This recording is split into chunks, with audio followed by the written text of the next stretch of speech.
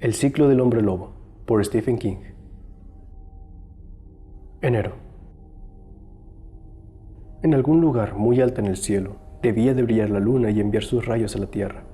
Pero aquí, en Tucker's Mills, una tormenta de enero había ocultado el cielo con la nevada.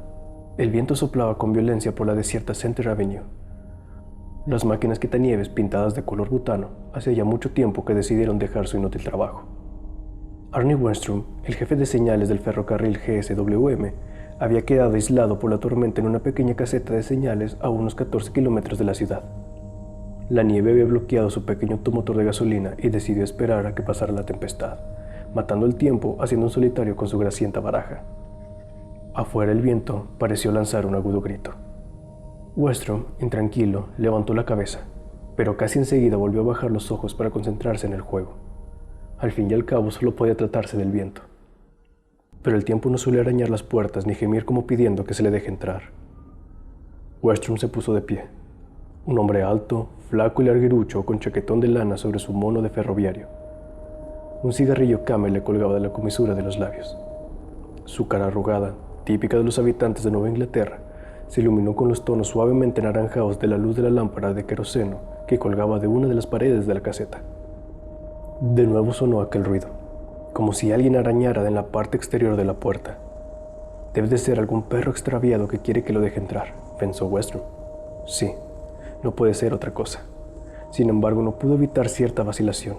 Sería inhumano dejarlo fuera con ese frío, se dijo. Aunque no puede decirse que haga calor en la caseta, pese a la estufa eléctrica alimentada por una batería, podía ver los halos de vapor que se escapaban de su boca cuando respiraba, y no obstante, seguía dudando. El helado dedo del miedo parecía taladrarle el pecho, exactamente por debajo del corazón. Tucker's Mills estaba pasando una mala temporada y habían corrido terribles presagios por el pueblo. A Arnie, por cuyas venas corría profusamente la sangre galesa de su padre, no le gustaban nada las cosas que estaban ocurriendo. Antes de que hubiera decidido qué hacer con aquel extraño visitante llegado de la noche, el suave gemido al otro lado de la puerta se convirtió en un rugido feroz. Se produjo un golpe atronador cuando algo increíblemente fuerte y pesado se lanzó contra la puerta. Aquel algo retrocedió, para volver a golpear de nuevo. La puerta se conmovió en su marco y un soplo de viento dejó entrar por la parte de arriba del quicio, desencajado ya, unos copos de nieve. Arnie Wenstrom dirigió la vista a su alrededor, buscando algo con que apuntar a la puerta, pero antes de que pudiera hacer otra cosa que tomar la endeble silla en la que estuvo sentado hasta hace poco, aquel misterioso ser aullador golpeó de nuevo la puerta, con fuerza increíble, produciéndole una gran grieta de arriba abajo. Por unos momentos, la cosa pareció quedarse apresada en la abertura producida en la puerta por la ruptura de algunas de sus tablas, pataleando y embistiendo, con su hocico contraído por un gruñido de rabia y sus amarillos ojos resplandecientes. El mayor lobo que Arnie jamás había visto con anterioridad. Sus rugidos resonaban terriblemente siniestros, como si fuesen palabras pronunciadas por una garganta humana. La puerta acabó por astillarse del todo, crujió y cedió. En un momento, aquella cosa espantosa estaría dentro. En un rincón de la cabaña, entre un montón de viejas herramientas, había un pesado pico apoyado en la pared. Arnie se precipitó para hacerse con él.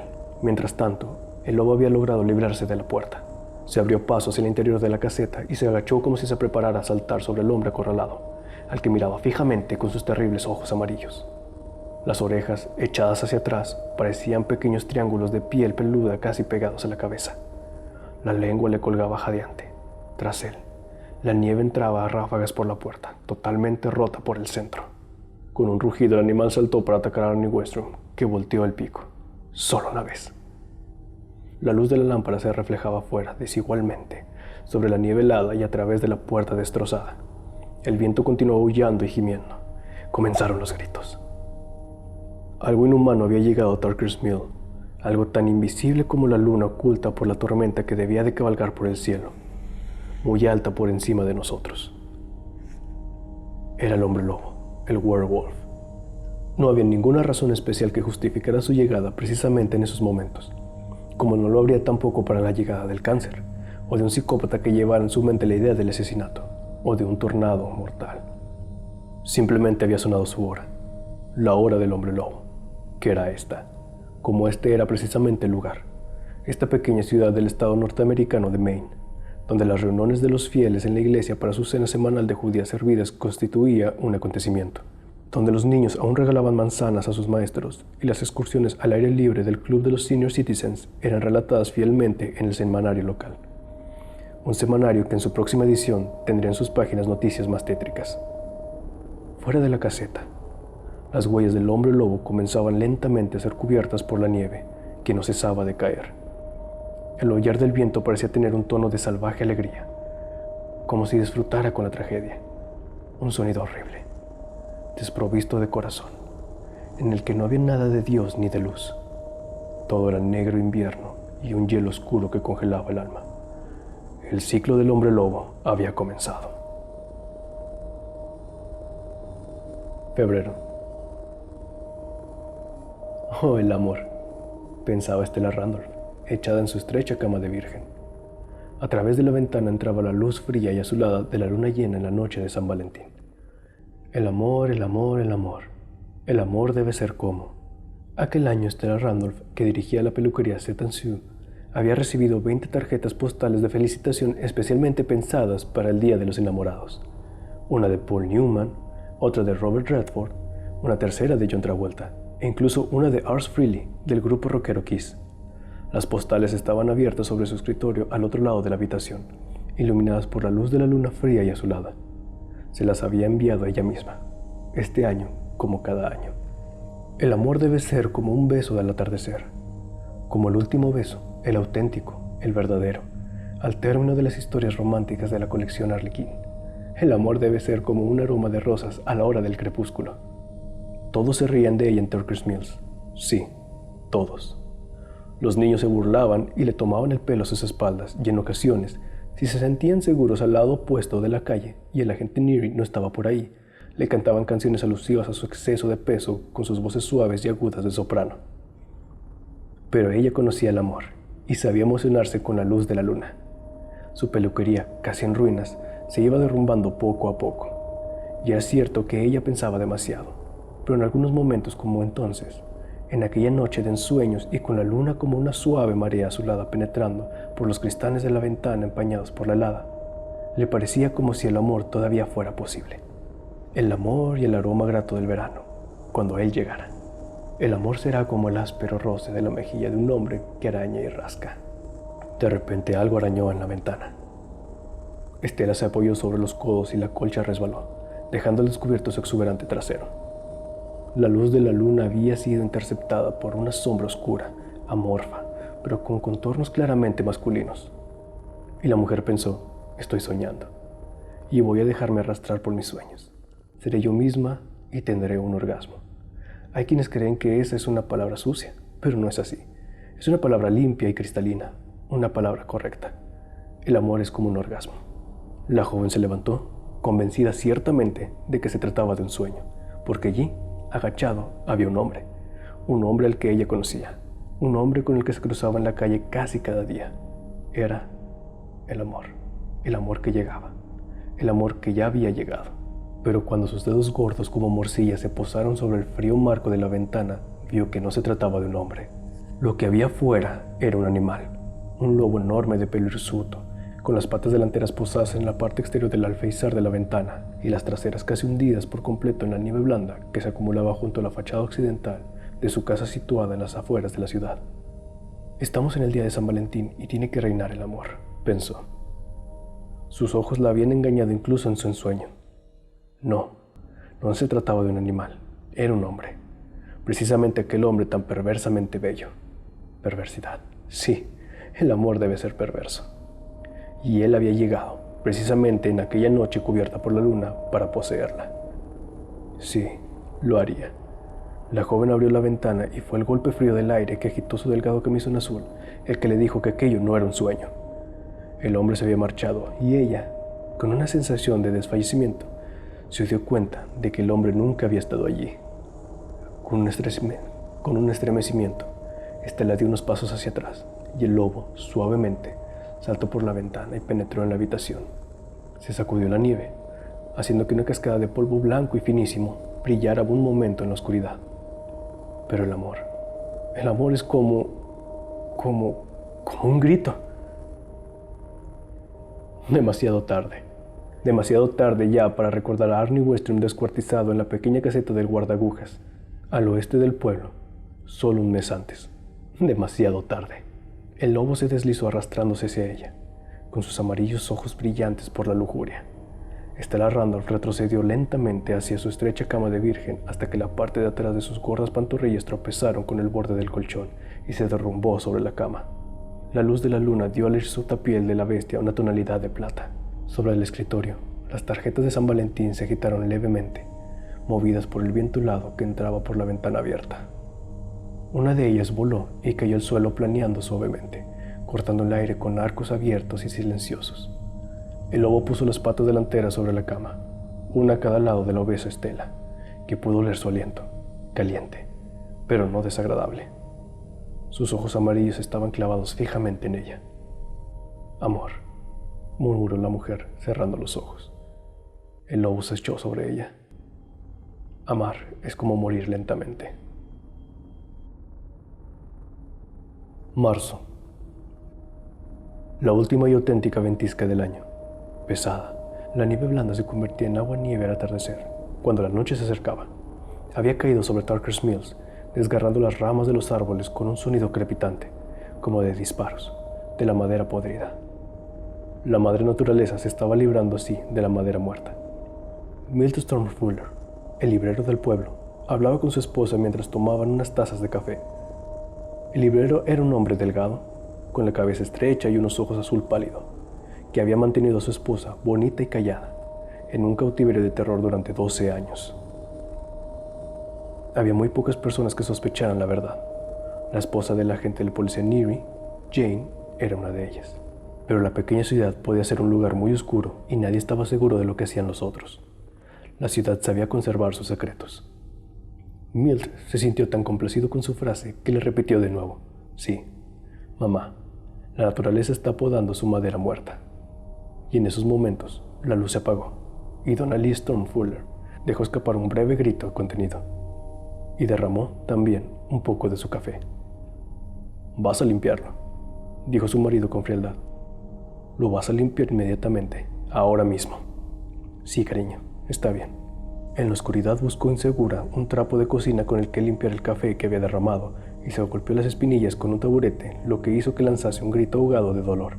En la oscuridad, su marido se rió satisfecho. Los dolores de su esposa le parecían lo más gracioso del mundo, excepto quizá los chistes que publicaba el Reader's Digest. Aquellos chistes, humor en uniforme, la vida en sus Estados Unidos, tenía la virtud de hacerle cosquillas en el estómago. Al mismo tiempo que la madre naturaleza podaba sus ramas secas, había derribado algunas líneas eléctricas en aquella terrible noche de marzo, cerca de Tarker Brook. La sellisca se había ido haciendo cada vez más densa y pesada sobre las grandes líneas, cubriéndolas hasta que cayeron sobre la carretera como un nido de serpientes retorciéndose perezosamente y escupiendo azuladas chispas. Y todo Tarker's Mills se quedó a oscuras. Satisfecha finalmente, la tormenta comenzó a amainar y poco antes de medianoche la temperatura había descendido de los 0 a los 8 grados bajo cero. El aguanieve se heló formando sólidas esculturas de extrañas formas. El Henar del viejo Hog, conocido localmente como el Prado de los 40 acres, adquirió un aspecto quebrantado y brillante. Las casas continuaron en la oscuridad, mientras las estufas de petróleo crepitaban al enfriarse.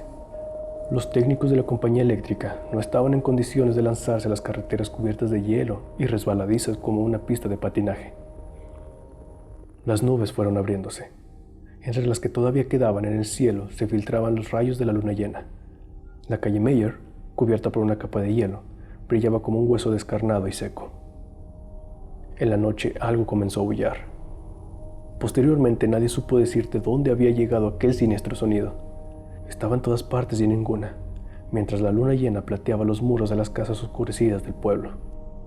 Estaba en todas partes y en ninguna, cuando el viento de marzo comenzó a ganar intensidad y el tétrico aullido resonó como si brotara del cuerno de caza de un difunto berserker, y era arrastrado por el viento, solitario y salvaje.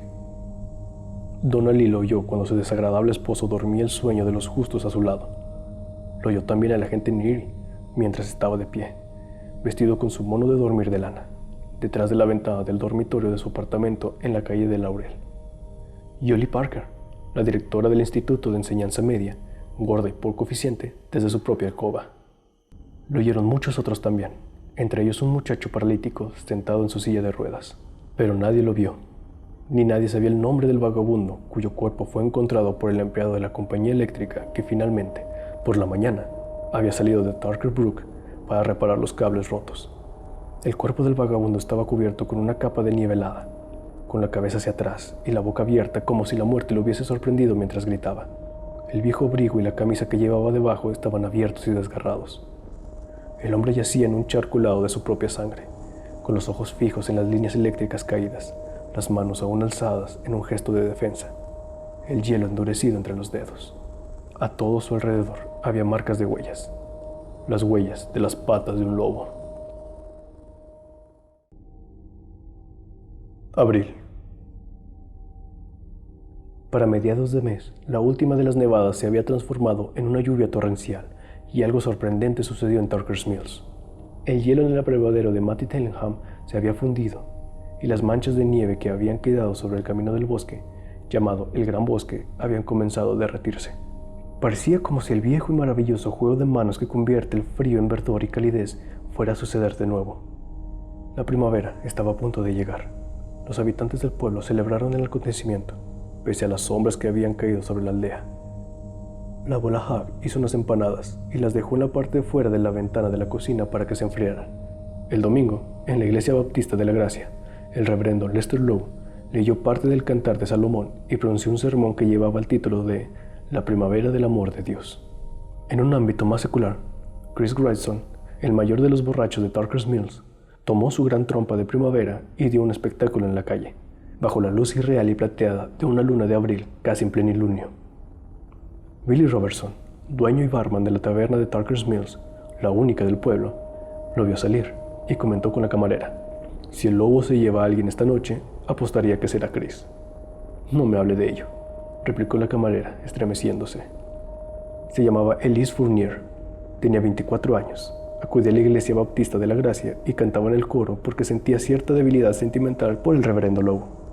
Pero estaba decidida a dejar el pueblo en el verano, debilidad o no, pues aquel asunto del lobo había acabado por asustarla. Había empezado a pensar que las propinas podían ser mejores en Portsmouth, y allí los únicos lobos eran los marinos en uniforme. Las noches en Darkers Mills, cuando la luna empezó a crecer por tercera vez en aquel año, eran momentos muy desagradables e incómodos. De día, las cosas iban mejor.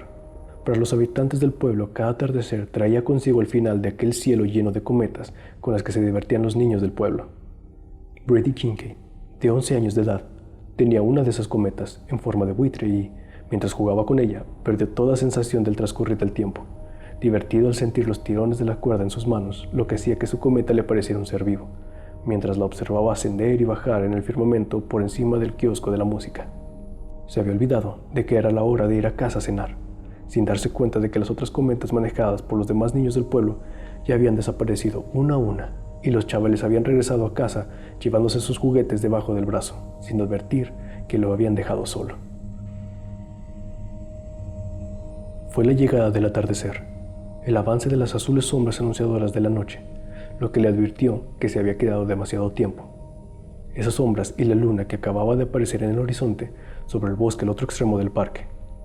Por vez primera, la luna aparecía trayendo consigo el buen tiempo, una luna turgente y anaranjada en vez de fría y blanca, pero Brady no se dio cuenta de ello, solo sabía que se le había hecho tarde y que su padre posiblemente le iba a castigar por ello, y que se iba haciendo oscuro.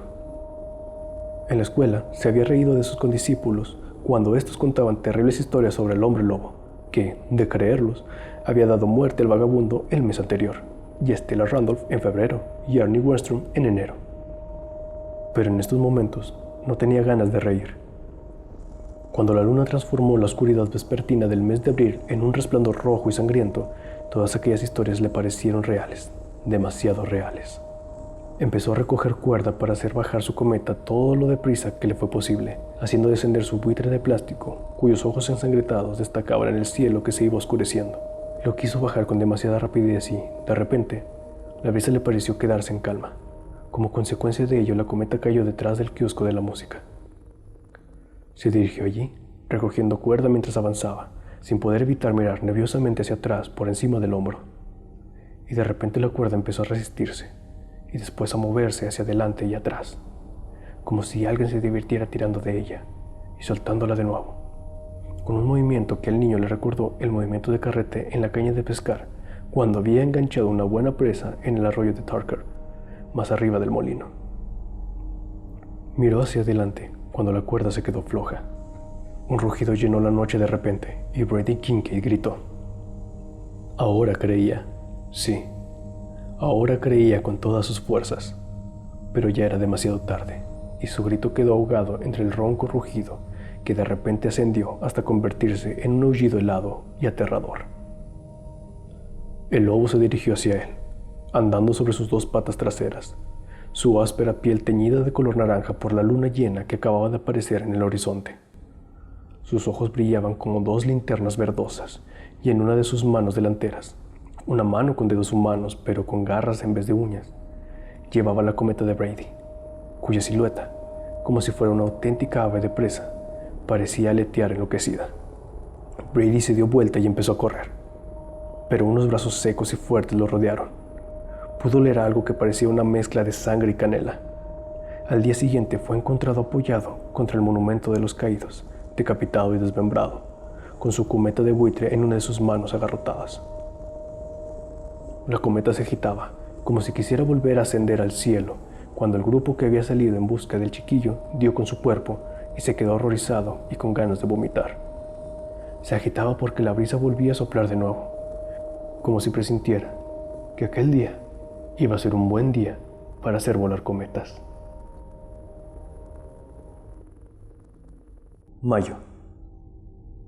La noche anterior al domingo de Homecoming, una de las fiestas de la Iglesia Baptista de la Gracia, el reverendo Lester Lowe tuvo un terrible sueño del que se despertó temblando y bañado en sudor, con la mirada fija en las estrechas ventanas de la casa parroquial. A través de ellas, al otro lado de la carretera, podía ver su iglesia. La luz de la luna penetraba por las ventanas del dormitorio de la rectoría con sus tranquilos rayos plateados y, por un momento, esperó completamente convencido de que iba a ver al hombre lobo sobre el que todos sus feligreses hablaban en voz baja. Después, cerró los ojos y rezó pidiendo perdón por su momento de superstición, y terminó su oración susurrando en voz baja: En el nombre de Jesús, amén. Como su madre le había enseñado que debía terminar sus plegarias. Pero aquel sueño. En su sueño ya era el día siguiente, ya había estado pronunciando su sermón de Homecoming. En ese domingo, la iglesia siempre estaba llena de fieles. Solo los más viejos de sus feligreses seguían llamándolo el Domingo del Viejo Hogar, y en lugar de las hileras de bancos total o parcialmente vacías, como ocurría cada domingo, en esa ocasión todos estaban llenos por completo. En su sueño había predicado con un fuego y una fuerza que raramente conseguía en realidad. Acostumbraba a hablar con voz monótona y perezosa, lo que podía ser una de las razones de que la asistencia a la Iglesia Baptista de la Gracia hubiera disminuido de modo tan drástico en los últimos 10 años más o menos. En aquella mañana, sin embargo, su lengua parecía haber recibido el toque del Espíritu Santo y se dio cuenta de que había predicado el mejor de los sermones de toda su vida. Su tema había sido: la bestia camina entre nosotros. Una y otra vez martilleó, insistiendo sobre ese punto, sin apenas darse cuenta de que su voz se iba haciendo cada vez más áspera, más fuerte, y que sus palabras adquirían casi un ritmo poético. La bestia, les había dicho a sus feligreses, que está en todas partes. El gran Satanás puede estar en todas partes. En los bailes de la escuela superior, mientras se compra un cartón de Marlboro y un encendedor de gas Bic en la Trading Post, de pie delante del Drugstore Brighton mientras se comía un bocadillo Slim Jim, o mientras esperaba el autobús de las 4:40 de la Greyhound que iba a Bangor. La bestia podía estar sentada al lado de cualquiera en el concierto de la banda municipal, o mientras degustaba una empanadilla en Chatham Chew en la calle Mayor. La bestia, repitió a sus feligreses mientras su voz se convertía en un susurro que parecía tener vibración propia y todos los ojos estaban fijos en él. Mantenía a sus oyentes como en un estado de sumisión. Guardaos de la bestia, vigilad, porque la bestia puede sonreír y deciros que es vuestro vecino, pero oh, hermanos míos, sus dientes son afilados y podéis identificarla también por la forma de mirar de sus ojos. Él es la bestia, y él está ahora aquí, en Tarker's Mills. Pero de pronto se interrumpió.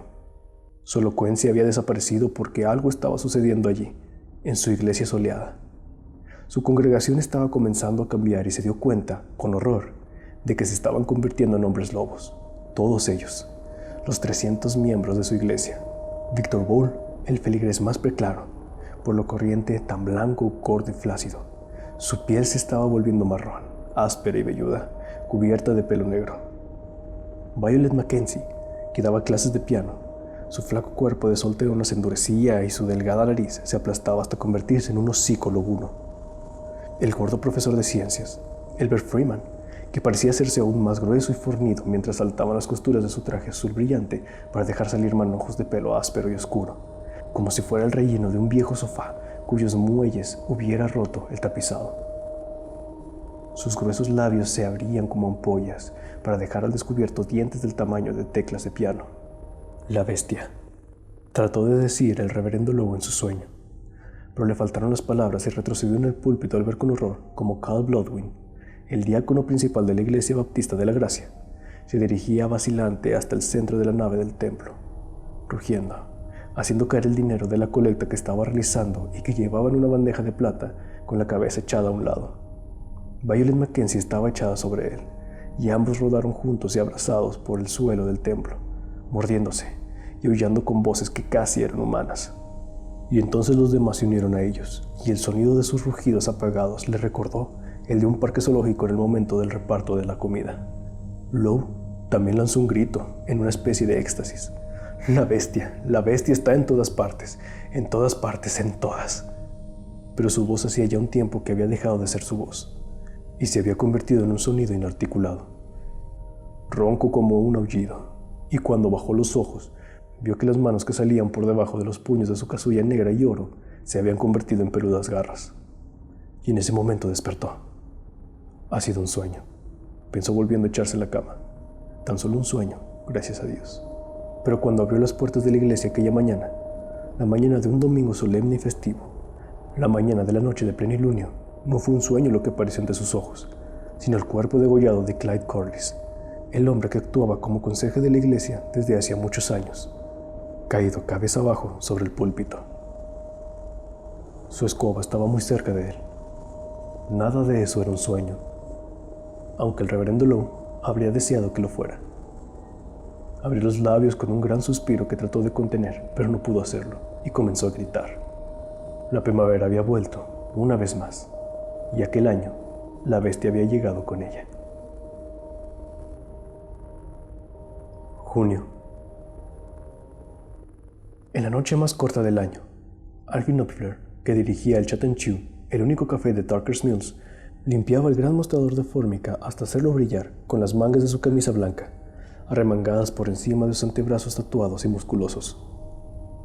En aquellos momentos, el café se hallaba completamente vacío, y cuando terminó de limpiar el mostrador, descansó por un momento con la vista fija en la calle y recordó cómo había perdido su virginidad en una fragante noche de principios de verano muy semejante a aquella. La chica había sido Arlene McKeown, ahora convertida en la señora Vesey, tras su matrimonio con uno de los jóvenes abogados de más éxito en Bangor. Dios mío, cómo se había movido la joven en el asiento trasero de su coche y qué dulce fue el aroma de la noche. La puerta se abrió al verano y dejó entrar una brillante marea de luz lunar. Alfie pensaba que si el café estaba vacío, era debido a que la gente creía que la bestia solía pasearse en noche de plenilunio como aquella. Pero él no estaba asustado ni preocupado siquiera. No estaba asustado porque pesaba más de 100 kilos de músculos conseguidos en su tiempo de marino. Tampoco se preocupaba por la marcha del local, porque sabía que sus clientes regulares volverían al café a primeras horas de la mañana, tan pronto saliera el sol, para devorar sus huevos con patatas fritas y su café. Quizá deba cerrar un poco antes que de costumbre esta noche, pensó. Apagar la cafetera, comprar un par de cigarrillos en el Market Basket y ver la segunda película en el cine para automóviles. Junio y luna llena.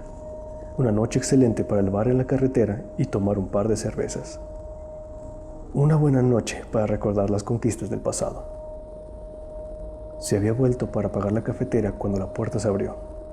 Alfie se volvió resignado. «Hola, ¿qué hace por aquí?», preguntó, porque el recién llegado era uno de sus clientes habituales, pero uno de los que no solía aparecer por el café después de las 10 de la mañana. El cliente respondió a su saludo con una inclinación de cabeza y ambos cambiaron unas palabras amistosas. ¿Café?, preguntó Alfie al ver que el cliente se sentaba en uno de los taburetes tapizados de rojo que había junto a la barra. Sí, por favor. Bien, aún tengo tiempo para ver la segunda sesión, pensó Alfie volviéndose de espaldas para preparar el café. No tiene aspecto de encontrarse bien y no se quedará mucho rato. Parece cansado, enfermo.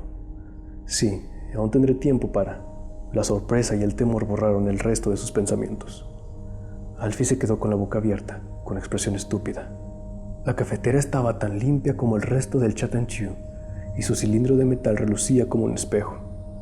Y en su superficie convexa y lisa vio algo que le pareció tan increíble como monstruoso. Su cliente, al que veía cada día, alguien al que todo el mundo veía cada día en Tarker's Mills, estaba transformándose.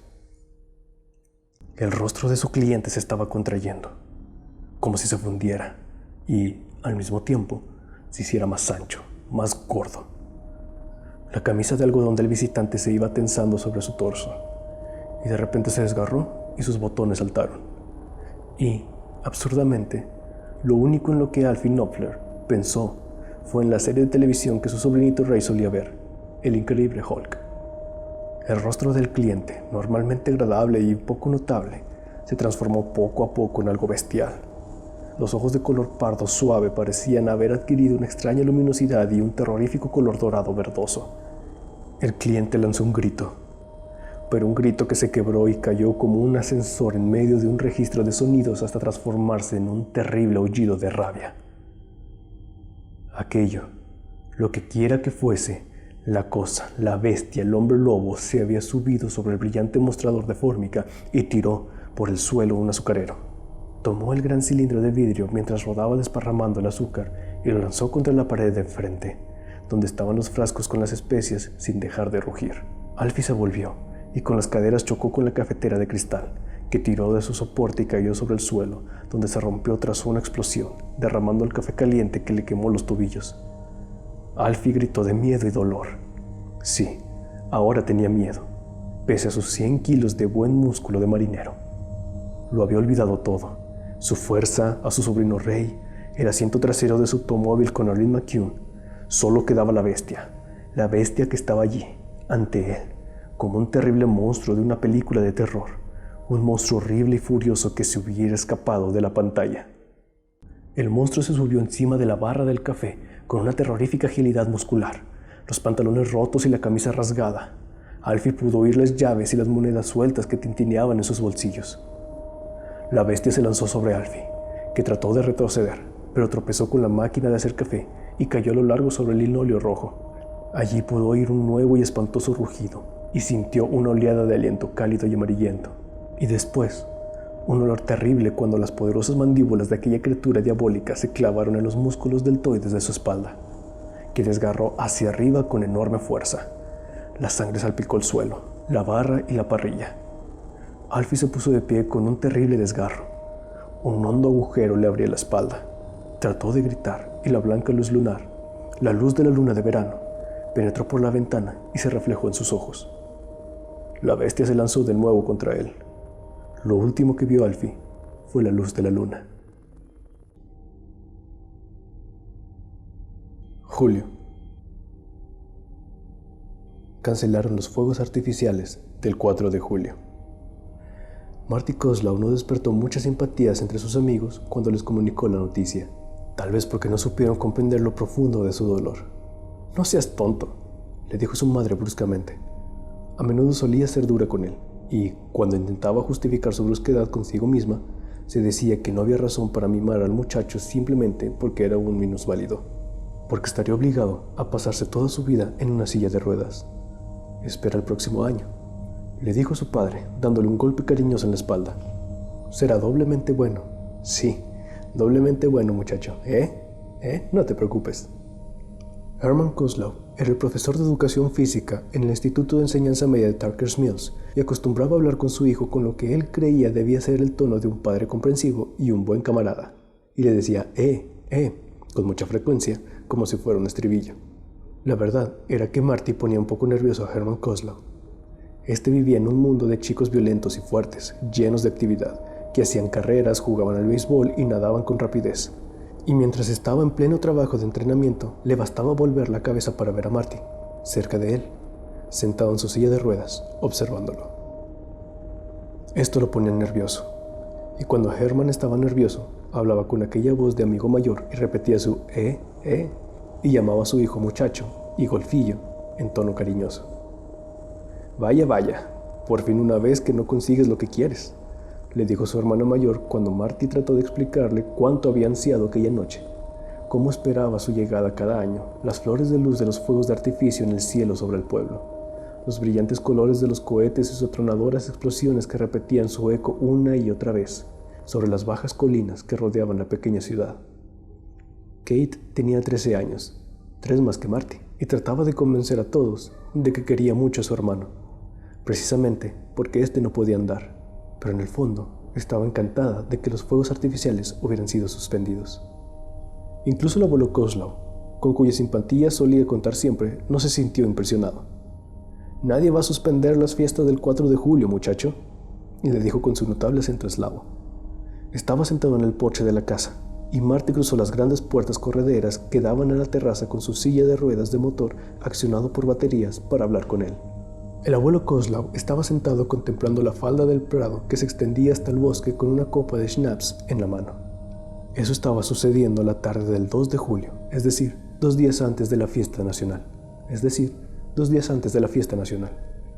Solo se cancelarán los fuegos artificiales, y ya sabes la razón. Marty lo sabía. El asesino era la causa. En los periódicos se le llamaba el asesino de la luna llena. Pero Marty había oído muchos otros rumores que circularon entre los alumnos antes de que terminaran las clases con las vacaciones veraniegas.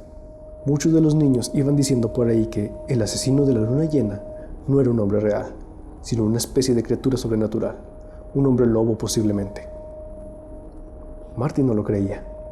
Para él, los hombres lobo eran solo cosa de las películas de miedo, pero pensó que podía ser algún tipo chalado que sentía una necesidad incontrolable de matar en las noches de plenilunio, y los fuegos artificiales habían sido suspendidos por esa especie de estúpido toque de queda. En el mes de enero, sentado en su silla de ruedas junto a las puertas correderas de la terraza, observando cómo el viento hacía correr los copos de nieve sobre el suelo cubierto por una cristalina capa de hielo duro, o de pie junto a la puerta principal, con sus piernas artificiales, rígido como una estatua, mientras observaba a los otros chiquillos que empujaban sus trineos hacia la colina de Wright, fue un consuelo para él pensar en la noche de los fuegos artificiales, evocar la cálida noche de verano, con una Coca-Cola en la mano, las rosas de fuego floreciendo en la oscuridad, las ruedas de artificio girando y la bandera norteamericana formada por las bengalas. Pero los mayores habían decidido suspender los fuegos artificiales. Y dijeran lo que dijesen, Marty tenía la sensación de que era realmente todo el 4 de julio, su 4 de julio, lo que habían condenado a muerte. Solo su tío Al, que había llegado a la ciudad ya bien entrada la mañana para compartir con la familia el tradicional salmón fresco con guisantes, lo había comprendido. Lo había escuchado con atención, de pie en la terraza, mientras el agua goteaba de su empapado traje de baño. Los demás estaban nadando y divirtiéndose en la nueva piscina de los Kozlow, al otro lado de la casa, después del almuerzo.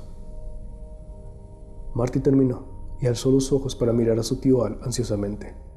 ¿Te das cuenta de lo que quiero decir? ¿Lo comprendes?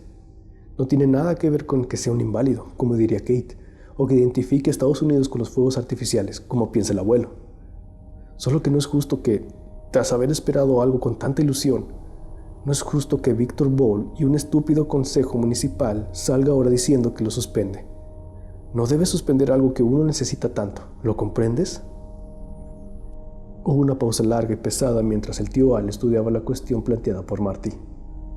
El tiempo suficiente para que éste pudiera oír el arrastrarse de la plancha de buceo en el fondo de la piscina, seguido por las palabras entusiásticas del padre en el agua.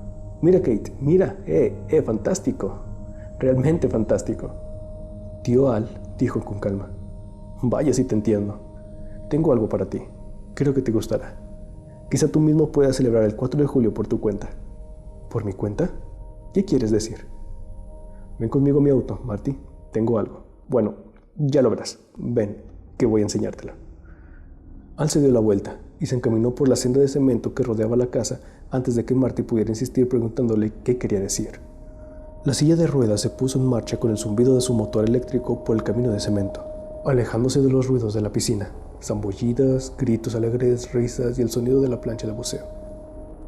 Lejos de la voz atronadora del mejor amigo de su padre, el sonido de su silla de ruedas era un sordo zumbar, como el de un gran insecto que Marty apenas oía. Toda su vida ese sonido, o el craquear de sus piernas artificiales, habían sido la música de sus movimientos. El coche de tío Al era un Mercedes descapotable bajo y alargado. Marty sabía que sus padres desaprobaban el coche, esa trampa mortal de $28,000, como su madre lo había calificado en cierta ocasión con un pequeño suspiro. Pero a Marty le encantaba. El tío Al se lo había llevado en cierta ocasión para dar un paseo por alguna de las carreteras apartadas que cruzaban Torkers Mills, y había hecho que el coche alcanzara los 130, quizá los 140 kilómetros por hora. No había querido decir a Marty la velocidad que habían alcanzado. Si no lo sabes, no te asustas, le había dicho. Pero Marty no se había asustado en absoluto. El día siguiente le dolió el estómago de tanto como se había reído con su tío Al. Este sacó algo de la guantera del coche. Marty detuvo su silla junto al automóvil y su tío puso un gran paquete envuelto en celofán sobre sus maltrechas rodillas. «Aquí lo tienes, muchacho», le dijo. «Feliz 4 de julio». Lo primero que Marty vio fue una serie de exóticos caracteres, las letras chinas sobre la etiqueta del paquete. Después, cuando descubrió lo que había dentro, su corazón pareció contraerse dentro de su pecho. El paquete de celofán estaba lleno de cohetes, bengalas y otros fuegos de artificio. «Esos que parecen pirámides son cohetes serpenteantes», le explicó su tío. Marty, absolutamente atónito de alegría, quiso abrir los labios para hablar, pero de ellos no brotó ni una sola palabra. Enciendes la mecha, los sueltas y escapan por el aire, retorciéndose y soltando tantos colores como hay en el aliento de un dragón. Los alargados, que parecen tubos, son cohetes luminosos. Los pones dentro de una botella de Coca-Cola y los enciendes. Los otros más pequeños son surtidores de luz. Estos son bengalas. Y, naturalmente, también tienes un paquete de petardos. Lo mejor que puedes hacer es prepararlos mañana. El tío Al dirigió una significativa mirada al lugar de donde provenían los ruidos de los que se bañaban. «Muchas gracias», dijo por fin Marty, apenas repuesto de la sorpresa. «Muchas gracias, tío Al». «Pero no les digas a nadie quién te los ha dado», le advirtió su tío. «Si quieren saber, que vayan a la escuela, ¿de acuerdo?» «De acuerdo», repitió Marty, aunque no sabía muy bien qué tenía que ver el aprender y el ir a la escuela con los fuegos artificiales. «¿Estás seguros de que no los quieres, tío Al?» «Puedo comprar más», dijo el tío Al. «Conozco un tipo de los que venden en Brighton. No para de vender en todo el día. Está haciendo un negocio fantástico». Puso la mano sobre la cabeza de su sobrino. «Celebra tu 4 de julio después de que todos se hayan acostado, y no enciendas ninguno de los petardos ni los cohetes que hacen ruido para no despertarlos. Y sobre todo, ten cuidado de no volarte una mano o mi hermana mayor nunca me volverá a dirigir la palabra».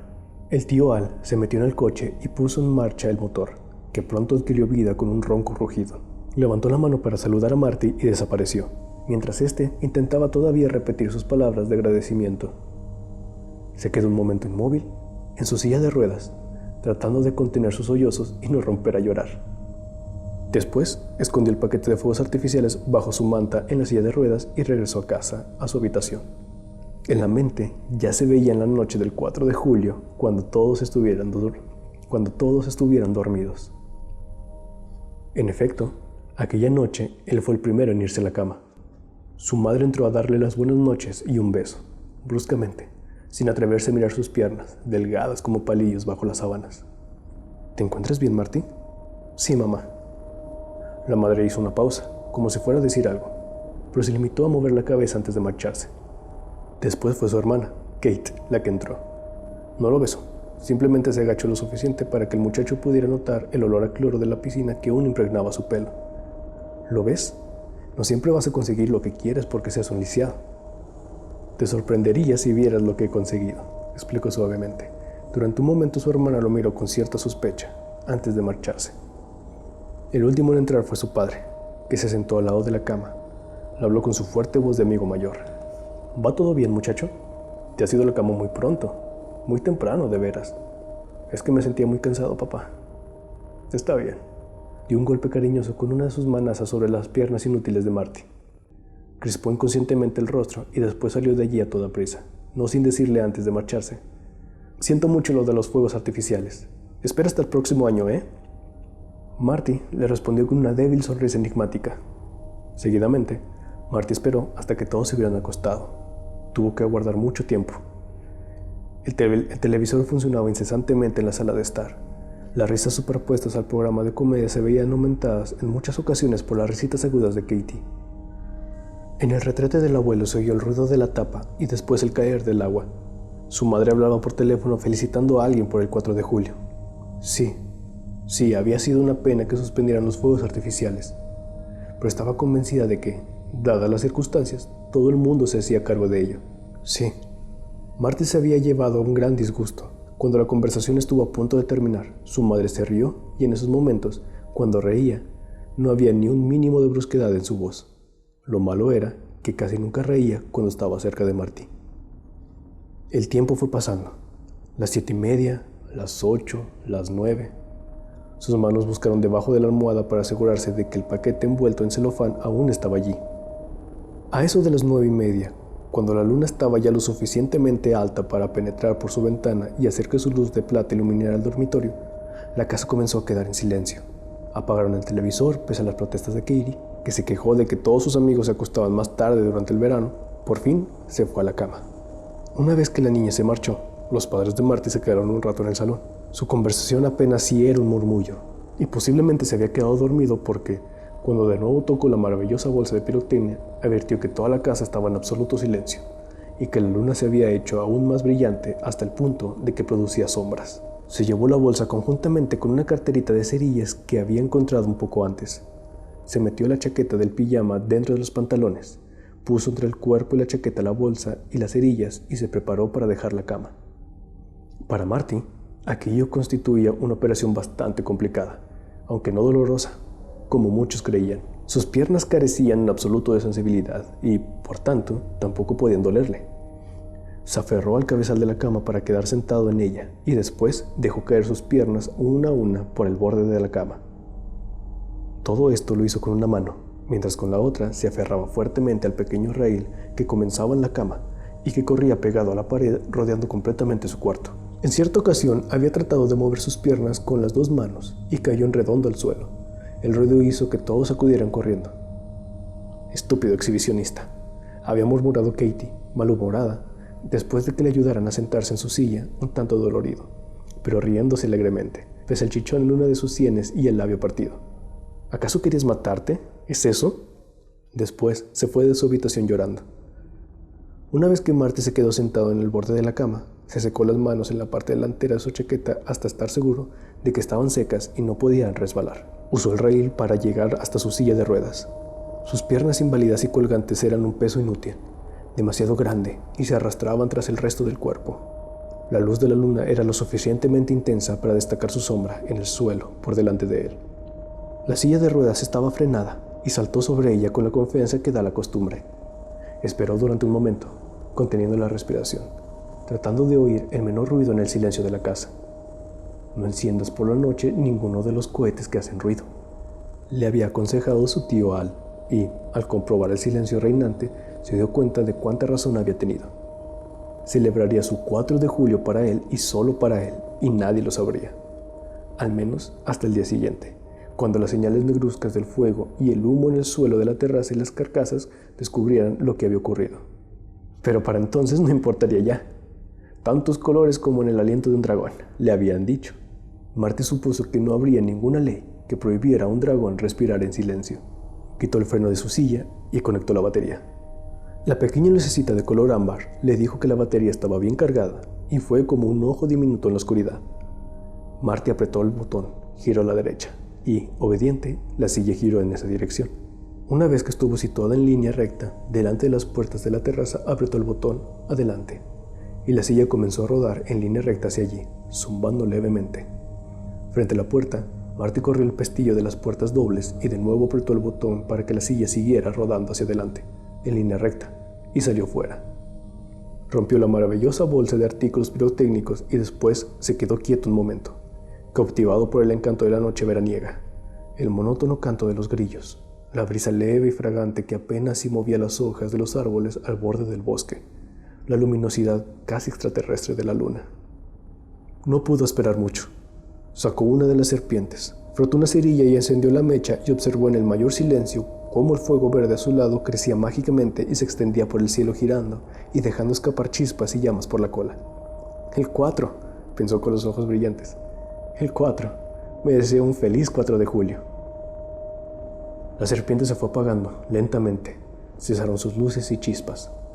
Marty encendió uno de los pequeños triángulos, que dejó escapar unas llamas de color tan amarillo como la festiva camisa que su padre solía ponerse para jugar al golf.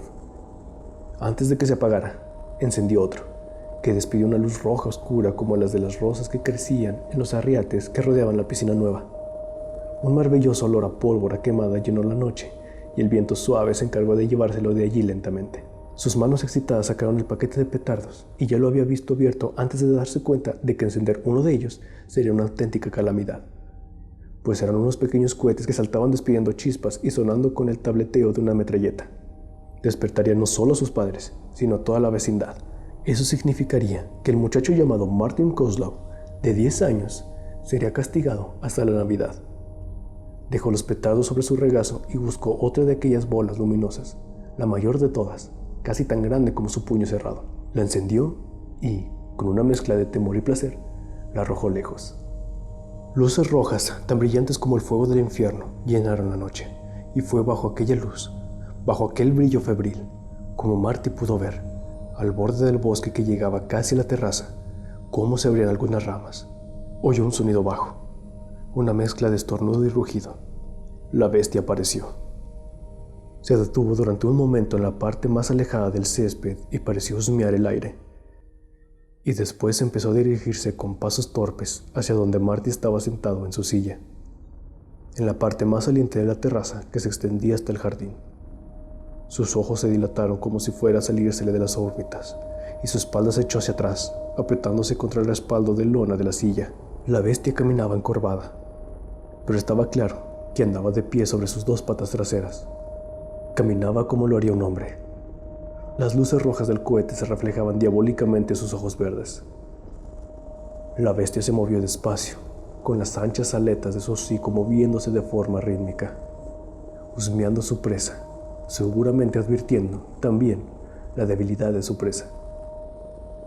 También Marty podía olerlo a él, su pelo, su sudor, su bestialidad.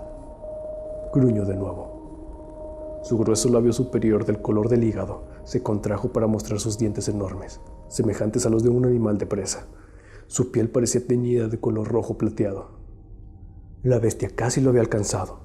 Sus manos en garra tan parecidas y al mismo tiempo tan distintas de las manos humanas trataron de alcanzar el cuello del muchacho, cuando Marty recordó el paquete de petardos raptadores que tenía sobre sus rodillas.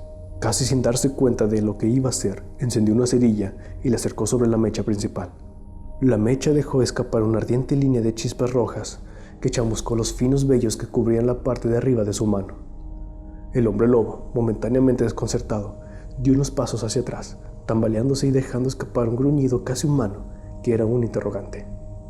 Marty le arrojó a la cara el paquete de petardos.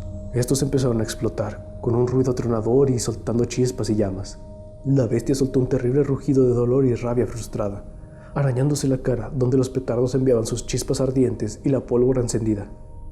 Marty vio cómo uno de los ojos verdes del monstruo, que parecía la luz de una linterna, se apagaba de repente con la explosión cuando 4 petardos estallaron simultáneamente, con un pum terrorífico, junto al morro. En ese momento los aullidos de la bestia eran de dolor agónico. Se arañó la cara, aullando, y cuando se encendieron las primeras luces en la casa de los Kozlov, se dio la vuelta y se encaminó de vuelta hacia el bosque, dejando tras él un olor a pelo quemado, cuando oyó los primeros gritos sorprendidos y asustados procedentes del interior de la casa. ¿Qué sucede?, oyó la voz de su madre, que en aquellos momentos no sonó brusca en absoluto. ¿Quién anda por ahí, maldita sea? Las palabras de su padre no sonaron en absoluto como las de un amigo mayor. ¿Marty? Por una vez en la voz de Kate no había la menor mendacidad, aunque sonaba un tanto temblorosa. «Marty, ¿te encuentras bien?» Por su parte, el abuelo Kozlov ni siquiera se despertó con el alboroto. Marty estaba echado hacia atrás en su silla de ruedas, la gran bengala roja a punto de extinguirse, cuando su luz había adquirido el tono suave y agradablemente rosado de un amanecer. Marty estaba demasiado asustado para llorar, pero su rostro no solo reflejaba una oscura emoción cuando, al día siguiente, Supo que sus padres iban a meterlo en el coche para llevarlo a pasar el resto del verano con su tío Jim y su tía Ida, en Stowe, Vermont, de donde no regresaría hasta que terminaran las vacaciones. La policía había sido de la opinión de que existía la posibilidad de que el asesino de la luna llena tratara de atacar de nuevo a Marty, para impedir una posible identificación. El muchacho se sentía dominado por una gran excitación y un orgullo que eran más fuertes que el terror causado por el choque terrible del ataque de la bestia. Él, Marty Kozlau, había visto a la bestia cara a cara y seguía vivo. Esto le hacía sentir una sencilla alegría que tenía mucho de infantil, pero que, en cierto modo, estaba justificada.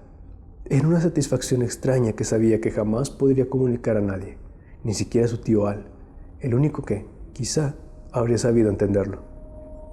Y sentía esa satisfacción, principalmente no por haber vencido al monstruo, a la bestia, sino porque sus fuegos artificiales, no habían podido ser suspendidos y se encendieron, iluminando la noche. Mientras sus padres se preocupaban, preguntándose cuáles serían las huellas que aquello podría dejar en la psiquis de su hijo y si le quedarían secuelas como consecuencia de su experiencia, Martin Kozlau sentía en lo más profundo de su corazón que aquel había sido el día más maravilloso de todos sus 4 de julio. Agosto. Seguro, yo creo que se trata de un hombre lobo, manifestó el agente Neary. Había hablado con voz demasiado alta, quizá accidentalmente demasiado alta, o tal vez intencionalmente, y todas las conversaciones en la barbería de Stan se acallaron. Era poco más de mediados de agosto, el agosto más caliente que ninguno de los habitantes de Tarker's Mills podía recordar desde hacía muchos años, y aquella noche la luna pasaría un día ya de su plenilunio. La ciudad estaba en suspenso, con la respiración contenida, esperando. El agente Neary inspeccionó a los presentes y después continuó hablando desde su sillón en medio de la barbería de Stan Pelkey, hablando sopesadamente, en un tono jurídico y legalista, demostrando su educación en la escuela superior. En realidad Neary era un hombre fuerte como un toro, muy alto, y toda su educación superior se limitaba a que había sido miembro de los Tarker's Mills Tigers, el equipo de rugby universitario. Sus exámenes terminaron apenas en aprobado y varias veces había bordeado el suspenso. Hay tipos, explicó, que se sienten como si fueran 2 personas distintas, personalidades complejas y divididas. ¿Saben ustedes? Son los que yo llamaría jodidos esquizofrénicos. Hizo una pausa para apreciar el respetuoso silencio que cogió sus palabras y prosiguió. Este tipo, creo, es uno de esos esquizos. Me parece que no sabe lo que se hace cuando la luna está en plenilunio y tiene que lanzarse a matar a alguien. La víctima puede ser cualquiera, un empleado del banco, un chico de los que sirven gasolina en la estación de servicio de Town Road, incluso cualquiera de los que ahora estamos aquí. En cierto sentido, se siente como un animal por dentro, y tiene un aspecto absolutamente normal por fuera. Sí, podéis estar seguros de ello. Os apuesto lo que queráis. Si habíais pensado que yo creo que anda por ahí un hombre al que le crecen pelos de lobo y aúlla a la luna, bueno, eso es un cuento chino solo apto para chiquillos. ¿Y qué me dice del hijo de Kozlau, Neary?, preguntó Stan, mientras continuaba trabajando cuidadosamente el rollo de grasa en la base del cuello del policía. Sus largas tijeras puntiagudas y bien afiladas sonaban snip, snip, snip. Eso simplemente viene a probar lo que os he dicho, respondió Neary con cierta exasperación. Tonterías para chavales. La verdad era que se sentía realmente exasperado por lo que había sucedido con Martin Kozlau. Él era el único testigo visual, la primera persona que había visto cara a cara al asesino de 6 personas, entre ellas su buen amigo Alfie Knopfler. ¿Y le habían permitido interrogar al muchacho? No. ¿Sabía siquiera dónde estaba? Tampoco. Había tenido que conformarse con la copia de la declaración que le había sido entregada por la policía del estado, como si lo tomaran por un alguacil de pueblo, un policía de opereta incapaz de arreglar sus propios asuntos. Eso solo porque era el agente de policía, el único, de un pequeño pueblo, y no se ponía uno de aquellos grandes sombreros típicos de Smokey Bear. ¿Y la declaración? Apenas si servía para ser usada como papel higiénico. Según el chaval de los Kozlau, aquella bestia medía 2 metros 10 de estatura. Iba desnudo y tenía el cuerpo cubierto de pelo, grandes dientes, ojos verdes y olía como una carga de mierda de pantera. Tenía garras, pero eran garras que parecían manos humanas. El chico creía que incluso tenía rabo, un rabo, maldita sea. Es posible que sea una especie de disfraz que el tipo se pone. dijo Kenny Franklin desde su sitio en la fila de sillas situada junto a una de las paredes. Una especie de máscara o algo así, ya sabes. No, no lo creo, replicó Neary con énfasis y movió la cabeza para subrayar aún más ese punto. Stan tuvo que apartar sus afiladas tijeras a toda prisa para evitar que una de sus hojas se clavara en el rollo gigantesco del cuello de Neary. Nada de eso, no, señor, no lo creo. El niño había oído contar muchas de esas historias sobre el hombre lobo antes de que cerraran la escuela en vacaciones. Él mismo lo ha admitido así. Y después no tuvo más que hacer sino quedarse sentado en su silla de ruedas e inventarse esa historia de monstruos. Todo eso tiene una asquerosa lógica psicológica, ya sabéis. Bien, Kenny, si hubiera sido tú el que hubiese salido de entre los árboles a la luz de la luna, el chaval habría creído también que eras un lobo. Kenny se rió, un tanto incómodo. Nada, dijo Neary preocupado. El testimonio de ese crío no sirve para nada en absoluto. En su disgusto y desencanto por la declaración que le fue tomada a Marty Kozlov en casa de sus tíos, en Stowe, el agente Neary había olvidado o no había dado importancia a estas líneas de la declaración de Marty. 4 de los petardos estallaron junto a su cara, supongo que ustedes le llamarán así, todos al mismo tiempo, y creo que debieron saltarle un ojo, el ojo izquierdo. Si el agente de policía Neary hubiera reflexionado sobre esto, lo que no hizo, se habría reído aún con mayor desprecio, porque en aquella caliente noche de agosto de 1984 solo había en el pueblo una sola persona que llevara el ojo izquierdo tapado con un parche. Y era de todo punto imposible pensar que aquella persona, entre todos los habitantes del pueblo, pudiera ser un asesino. Neary antes había sospechado de su propia madre que de aquella única persona con el ojo tapado. Solo hay una cosa que puede ayudar a resolver este caso, añadió Neary, señalando con su dedo a los 4 o 5 hombres que ocupaban las sillas junto a la pared, esperando el turno para su corte de pelo del domingo por la mañana. Y eso es un buen trabajo policíaco. Estoy decidido a ser quien lo haga. Esos guripas de la policía estatal van a reírse hipócritamente cuando les entregue al asesino. El rostro de Neary adquirió una expresión ensoñadora. Sí, cualquiera. Un empleado del banco, el que nos pone la gasolina, quizá cualquiera de los amigos con los que tomamos una copa en el bar. Pero una buena labor policíaca resolverá el caso. Tomad nota de mis palabras. Sin embargo, el buen trabajo policíaco del agente Neary llegaría a su fin aquella noche, cuando un brazo peludo, plateado por la luz de la luna, entró por la ventanilla abierta de su furgoneta Dodge, mientras estaba sentado al volante en el cruce de 2 polvorientas carreteras del oeste de Tarker's Mills. Un rugido ronco y grave, un olor terrible, salvaje, algo así como el olor que despide la jaula del león en un parque zoológico. El policía había vuelto la cabeza y tuvo tiempo de ver un ojo verde. Vio también la piel del lobo, el hocico negro y húmedo, y cuando frunció el labio superior para gruñir, vio los dientes. La bestia le clavó las garras como si estuviera jugando, y una de las mejillas de Neary, desgarrada, expulsó fuera los dientes como en una explosión. La sangre salpicó por todas partes. La sintió correr por su espalda, por la camisa, con viscosa y cálida fluidez. Gritó. Y el grito salió al mismo tiempo de su boca desgarrada y de su pecho destrozado. Sobre el hombro de la bestia, dedicada a su cruel trabajo asesino, pudo ver cómo la luna enviaba su blanca luz sobre la tierra.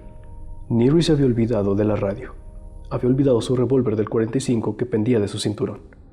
Olvidó también todo lo que había explicado antes sobre el maldito sentido psicológico del asunto. Se olvidó por completo de la necesidad de realizar una buena labor policíaca.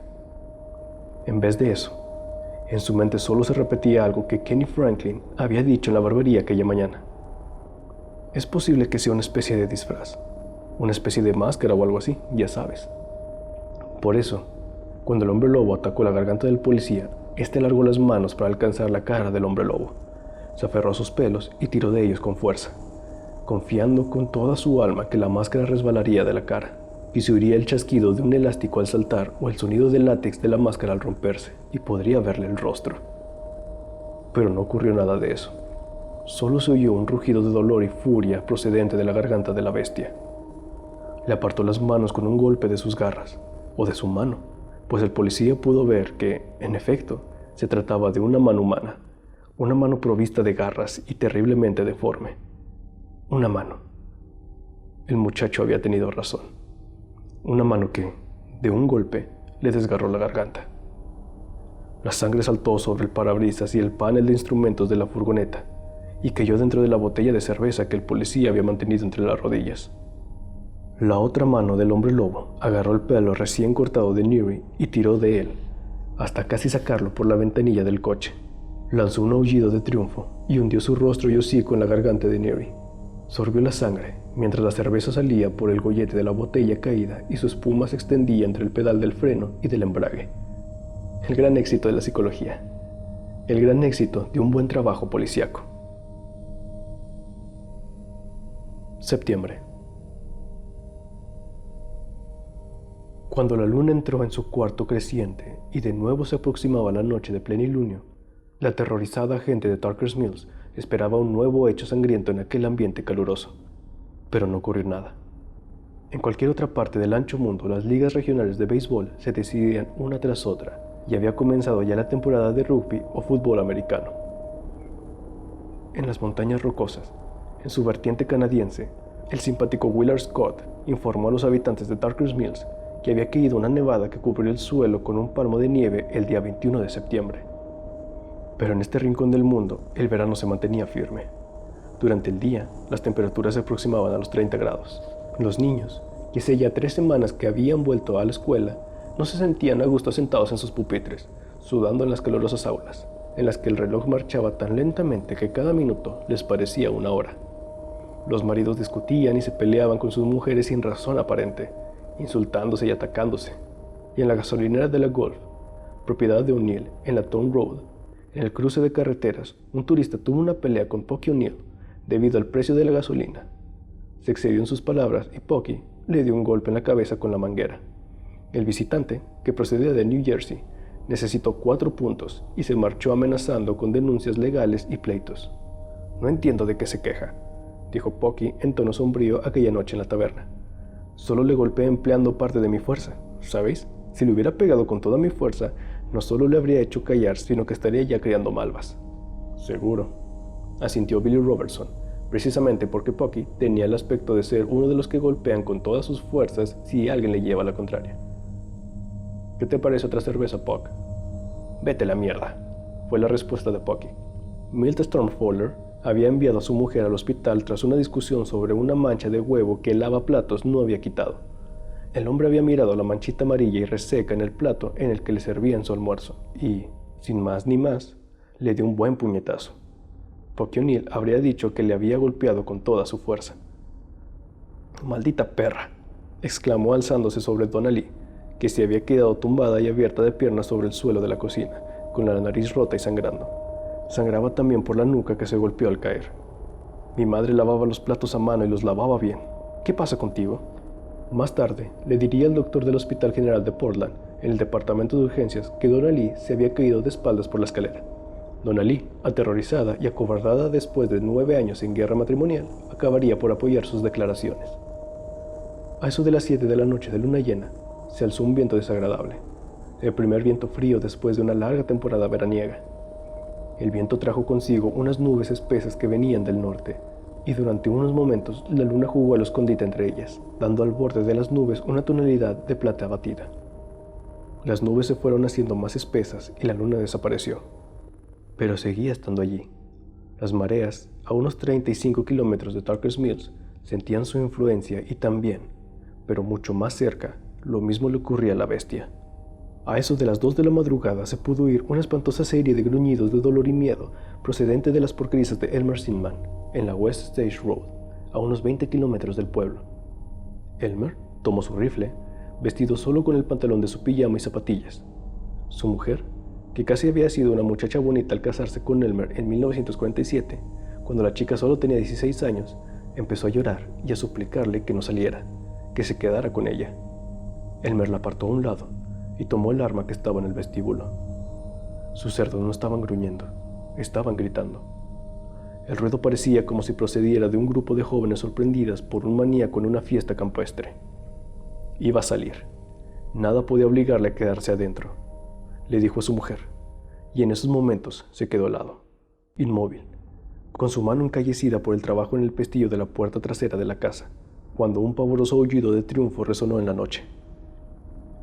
Era el aullido de un lobo. pero había tanta humanidad en él que hizo que su mano dejara el cerrojo y que permitiera a Alice Inman que lo llevara adentro, a la sala de estar.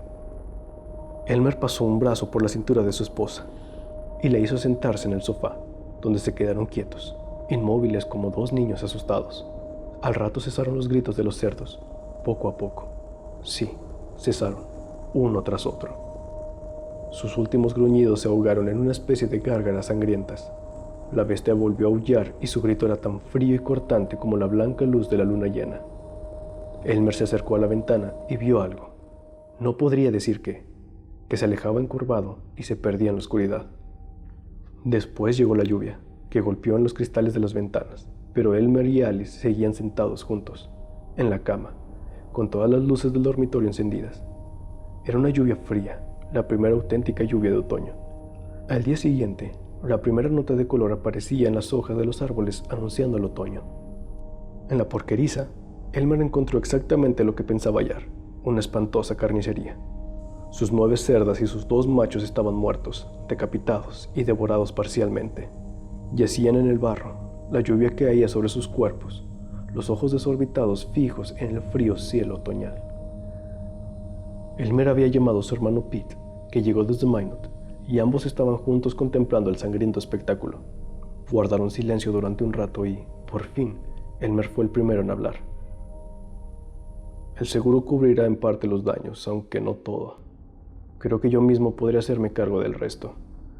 Es mejor que hayan sido mis cerdos que en otra persona. Pete movió la cabeza. Ya es bastante, dijo.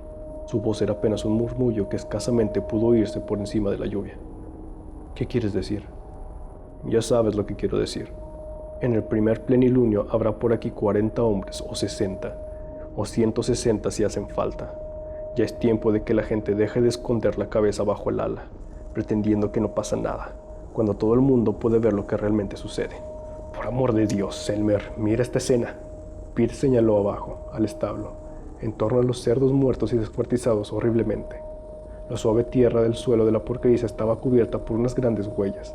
Parecían las de las patas de un lobo, pero al mismo tiempo tenían algo sórdidamente humano. ¿Ves esas malditas huellas? Sí, claro que las veo. No creerás que esas huellas las hizo ningún ser normal, ¿verdad? No, supongo que no. Esas son las huellas que haría un hombre lobo, y tú lo sabes, como lo sabe Alice y lo sabe la mayoría de los habitantes de este pueblo, indicó Pete. ¡Qué demonio! Lo sé hasta yo, que no vivo aquí. Miró a su hermano con expresión amenazadora en su rostro severo y duro, el rostro de uno de aquellos puritanos que llegaron a Nueva Inglaterra en 1650, y repitió: ya es más que suficiente. Ya es hora de poner fin a este asunto. Elmer reflexionó considerando las palabras de su hermano, mientras la lluvia seguía golpeando sobre los impermeables de hule de los dos hombres, e hizo un movimiento de cabeza. Sí, creo que tienes razón. Pero no en la próxima luna nueva. ¿Quieres esperar hasta noviembre? Elmer movió la cabeza afirmativamente. Los árboles desnudos, sin hojas, es más fácil seguir las huellas si hay un poco de nieve. ¿Qué te parece el próximo mes? Elmer Inman miró sus cerdos sacrificados en la porqueriza junto al granero. Después se volvió para mirar a su hermano Pete. Será mejor que la gente vaya con cuidado. Octubre. Cuando Marty Coslow regresó a casa, después de haber recorrido las casas vecinas con las bromas y sustos propios de la Noche de Difuntos, la Halloween Night tan celebrada por los anglosajones, las baterías de su silla de ruedas estaban casi agotadas y se dirigió directamente a la cama, aunque sin poder dormir, hasta que la media luna se elevó en un cielo helado cubierto de estrellas que brillaban como chispas de diamante. Fuera, en la terraza, donde salvara la vida gracias a una ristra de cohetes y petardos, un viento helado soplaba arrancando las hojas secas de los árboles, que descendían en una especie de torbellino, como un inútil sacacorchos que se estrellaba contra las losas. La luna llena del mes de octubre había pasado sobre Torkers Mills sin producirse ningún crimen. El segundo mes que así sucedía. Algunos de los habitantes del pueblo, entre ellos Stan Pilkey, el barbero, y Cal Bloodwin, el dueño de la única casa de venta de automóviles en la pequeña ciudad, la Bloodwin Chevrolet, creían que el terror había pasado. El asesino debía de ser un hombre de paso, un vagabundo que vivía en el bosque y, el que fuera, había decidido marcharse de allí como ellos ya habían dicho que acabarían haciendo. Otros, sin embargo, no estaban tan seguros. Eran los que pensaban que los 4 ciervos muertos y destrozados junto a la carretera principal el día después de la noche de plenilunio, y en los 11 cerdos de Elmer Sinman, muertos durante la luna llena de septiembre. Las discusiones se sucedían en la taberna, entre cerveza y cerveza, en las largas noches de otoño. Pero Marty Kozlov sabía muchas cosas. Aquella noche había salido con su padre para ir de casa en casa, pidiendo dulces y golosinas, amenazando con su calabaza hueca a los que se negaban a darle algo. A su padre le gustaba aquella costumbre norteamericana del Halloween, le gustaba el viento helado de la noche, le gustaba reír con su cordial risa de amigo mayor y lanzar gritos con los que fingía querer asustar a los que abrían las puertas y asomaban los rostros conocidos de Tarker's Mills. Marty iba disfrazado de Yoda, una especie de extraterrestre, el rostro oculto tras una máscara de goma y con una gran túnica que le cubría las piernas inútiles. «Siempre consigues todo lo que quieres», le había dicho Katie, echando hacia atrás la cabeza en ademán de disgusto cuando vio la máscara. Pero Marty sabía que no estaba enfadada con él realmente, porque le había preparado el báculo, un detalle que completaba su artístico disfraz, aunque sí, quizá, un poco triste porque se la consideraba ya demasiado mayor para ir pidiendo y amenazando de casa en casa. En su lugar, iría a una fiesta con sus compañeros y compañeras de la escuela. Bailaría al ritmo de los discos de Donna Summer, asarían manzanas y más tarde se apagarían las luces para el juego de la botella que gira y quizás tendría que besar a alguno de los chicos. No porque le gustara hacerlo, sino porque sería divertido y podría reírse entre dientes con sus amigas al día siguiente en los pasillos de la escuela. El padre de Marty lo llevó en su camioneta porque ésta tenía una pequeña rampa que podía ser utilizada para que Marty subiera y bajara. El chico bajaba de la camioneta y con su silla de ruedas recorría las calles con su bolsa sobre el regazo. Así había recorrido todas las casas de su calle y algunas otras más céntricas del pueblo, las de los Collins, los McCains, los Manchester, los Milliken y los Easton. En la taberna habían colocado un gran tazón lleno de palomitas de maíz rebozadas de azúcar, barras de chocolate en la rectoría de la iglesia congregacional y barras de mazapán en la rectoría baptista. Después, Marty fue a los hogares de los Randolph, los Quinn, los Dixon y una docena o 2 docenas más de familias del pueblo. Marty regresó a casa con su bolsa llena a reventar de golosinas y con un conocimiento terrorífico, casi increíble. Lo sabía. Sabía quién era el hombre lobo. En una de las visitas realizadas por Marty, la bestia en persona, ahora segura entre sus lunas de locura, había puesto algunas golosinas en su bolsa sin darse cuenta de que el rostro del muchacho había palidecido tras su máscara de Yoda. Bajo sus guantes, sus dedos apretaron el bastón que completaba su disfraz con tanta fuerza que sus uñas se volvieron blancas. El hombre lobo había sonreído a Marty y acarició la parte de la máscara que cubría su cabeza. Era el hombre lobo. Marty lo sabía, y no solo porque llevara un parche negro cubriéndole un ojo. Había algo más. Cierto parecido vital entre el rostro humano de aquel hombre y la rugiente cara del animal que había visto en aquella noche veraniega y plateada por la luna, hacia ya cerca de 4 meses.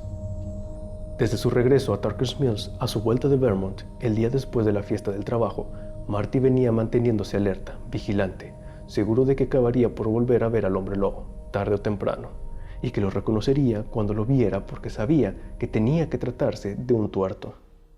Aun cuando la policía le había dicho que lo tendría en cuenta y haría las comprobaciones pertinentes, cuando él le dijo que estaba seguro de que le había sacado un ojo al hombre lobo, Marty sabía que no le habían creído del todo. Posiblemente porque solo era un niño o porque no estaban allí aquella noche de julio en que tuvo lugar el enfrentamiento. De todos modos, eso no le importaba demasiado. Él sabía que las cosas habían sido así, tal y como les explicaba. Tarker's Mills era una ciudad pequeña, pero estaba creciendo, y hasta aquella noche Marty no había visto a ningún tuerto. No se había atrevido a hacerle preguntas a su madre, que estaba asustada y preocupada porque lo ocurrido en la noche del 4 de julio pudiera marcar de modo permanente la psique de su hijo. Sabía que si acudía a su madre con preguntas, ésta confirmaría sus temores. Por otra parte, Tarker's Mills era un pueblo pequeño. Más pronto o más tarde acabaría por ver a la bestia, también con su rostro humano. De regreso a casa, el señor Kozlov, el entrenador Kozlov para sus miles de estudiantes presentes y pasados, pensó que Marty estaba tan quieto y tranquilo debido al cansancio y a la excitación de la noche. La verdad era que estaba equivocado. Con la excepción de aquella noche con la maravillosa bolsa de fuegos artificiales, Marty jamás se había sentido más despierto y más lleno de vida. Su principal pensamiento era: le había costado casi 60 días tras su vuelta de Vermont, descubrir la identidad del hombre lobo debido a que él era católico y acudía a la iglesia de Santa María en las afueras de la ciudad. El hombre con el parche en el ojo, el hombre que había puesto una barra de mazapán en su bolsa y lo había acariciado con la cabeza por encima de su máscara de goma, no era católico.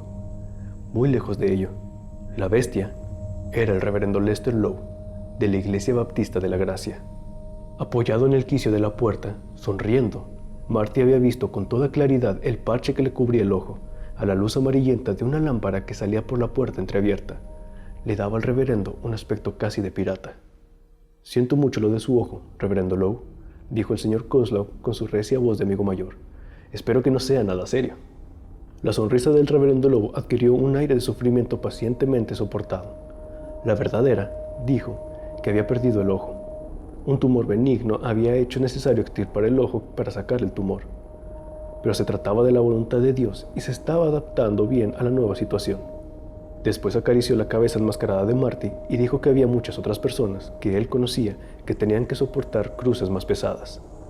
Ahora, Marty, echado en su cama, escuchaba el viento de octubre que cantaba afuera, arrastrando las últimas hojas secas de la temporada, introduciéndose por los huecos de los agujeros de la calabaza hueca, iluminada con una vela encendida en su interior, que flanqueaba el camino de entrada a la casa de los Kozlov, mientras observaba el recorrido de la media luna por el cielo cubierto de estrellas. La cuestión que se planteaba era, ¿qué debía hacer ahora? No lo sabía, pero estaba seguro de que el tiempo acabaría por traerle la respuesta.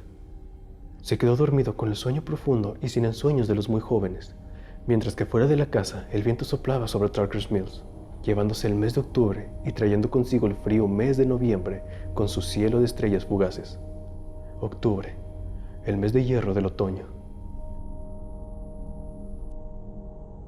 Noviembre. Se aproximaba ya el final de año. El oscuro y férreo mes de noviembre había llegado a Tarker's Mills. En la calle Mayor estaban teniendo lugar un extraño éxodo. El reverendo Lester Lowe observaba lo que sucedía desde la puerta de la rectoría baptista. Había salido para recoger su correspondencia y había encontrado en el buzón 6 circulares y una única carta que mantenía en las manos mientras observaba la fila de camionetas polvorientas, Ford, Chevrolet e International Harvester, que se abrían camino para salir de la ciudad. Las nevadas se aproximaban, había dicho el hombre del tiempo. Pero aquellos que se iban no eran gentes que abandonaran el pueblo antes de la llegada de las tormentas en busca de climas más cálidos. No, la gente no viaja hacia las doradas playas de Florida o California con cazadora de cuero, cartucheras y la escopeta al lado, con los perros en el asiento de atrás. Era el cuarto día que aquellos hombres, dirigidos por Elmer Sinman y su hermano Pete, se habían puesto en marcha con perros y escopetas y una buena cantidad de cajas de 6 latas de cerveza. La expedición había empezado a salir a medida que se acercaba la luna llena. Había pasado la época de la caza menor y de la caza mayor también, pero seguía abierta la temporada de caza de los hombres lobo. Y la mayoría de aquellos hombres, tras la máscara de sus rostros severos y pretendidamente justos, se lo estaban pasando muy bien. Como el entrenador Kozlov podría haber dicho, con toda razón, maldita sea. Algunos de los hombres, el reverendo Lowe lo sabía, no hacían otra cosa que divertirse y armar jarana.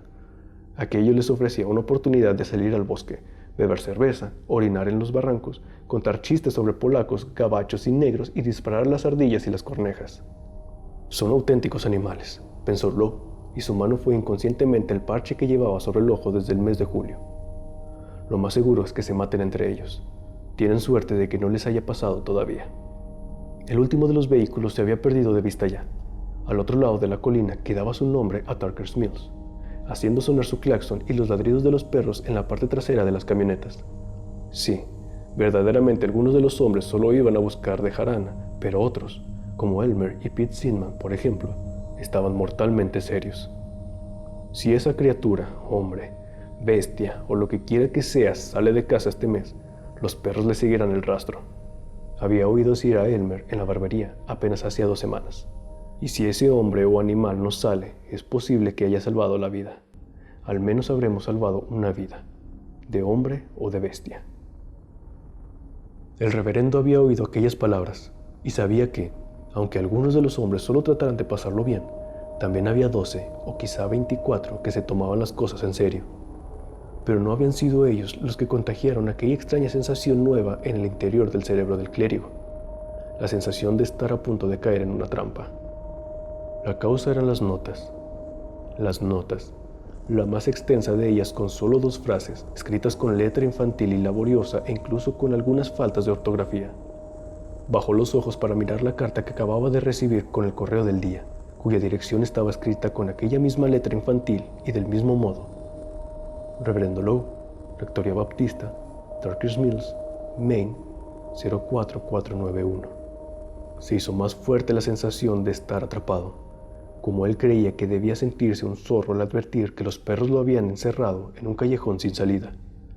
El momento de pánico en el que el zorro se daba la vuelta, mostrando los dientes, para enfrentarse y luchar con los perros que, con toda seguridad, acabarían por hacerlo pedazos.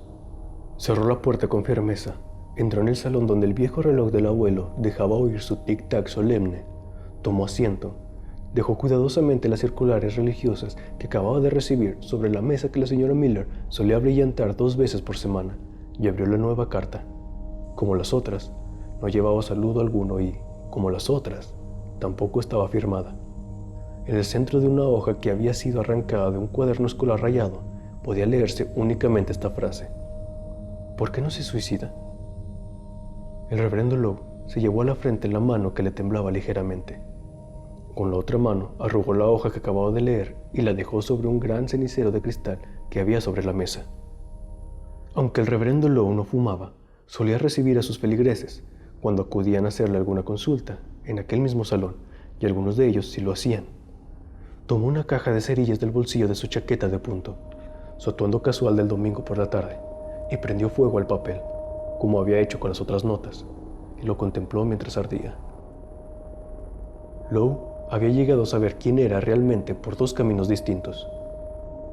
Como consecuencia de su pesadilla en el mes de mayo, aquel sueño en el cual todo el mundo, durante la celebración de la fiesta del domingo del viejo hogar, se transformaba en hombre lobo, y el subsiguiente y horrible descubrimiento del cadáver destripado de Clyde Corliss, había comenzado a darse cuenta de que había algo, en fin, algo en él que no estaba del todo bien. No sabía expresarlo de otra forma. Algo malo, equivocado. Y sabía también que muchas mañanas, por lo corriente durante el periodo de luna llena, se levantaba con la sensación de encontrarse sorprendidamente bien, en sorprendente buen estado, sorprendentemente fuerte. Esa sensación desaparecía a medida que la luna se iba reduciendo y volvió a aumentar de nuevo con la nueva luna llena. Como consecuencia de su sueño y de la muerte de Corliss, se vio forzado a reconocer otras cosas que hasta entonces no había podido advertir. Sus ropas destrozadas y llenas de barro, arañazos y magullamientos cuyo origen ignoraba, pero que como nunca le dolían o le causaban molestias, podían ser olvidados con facilidad.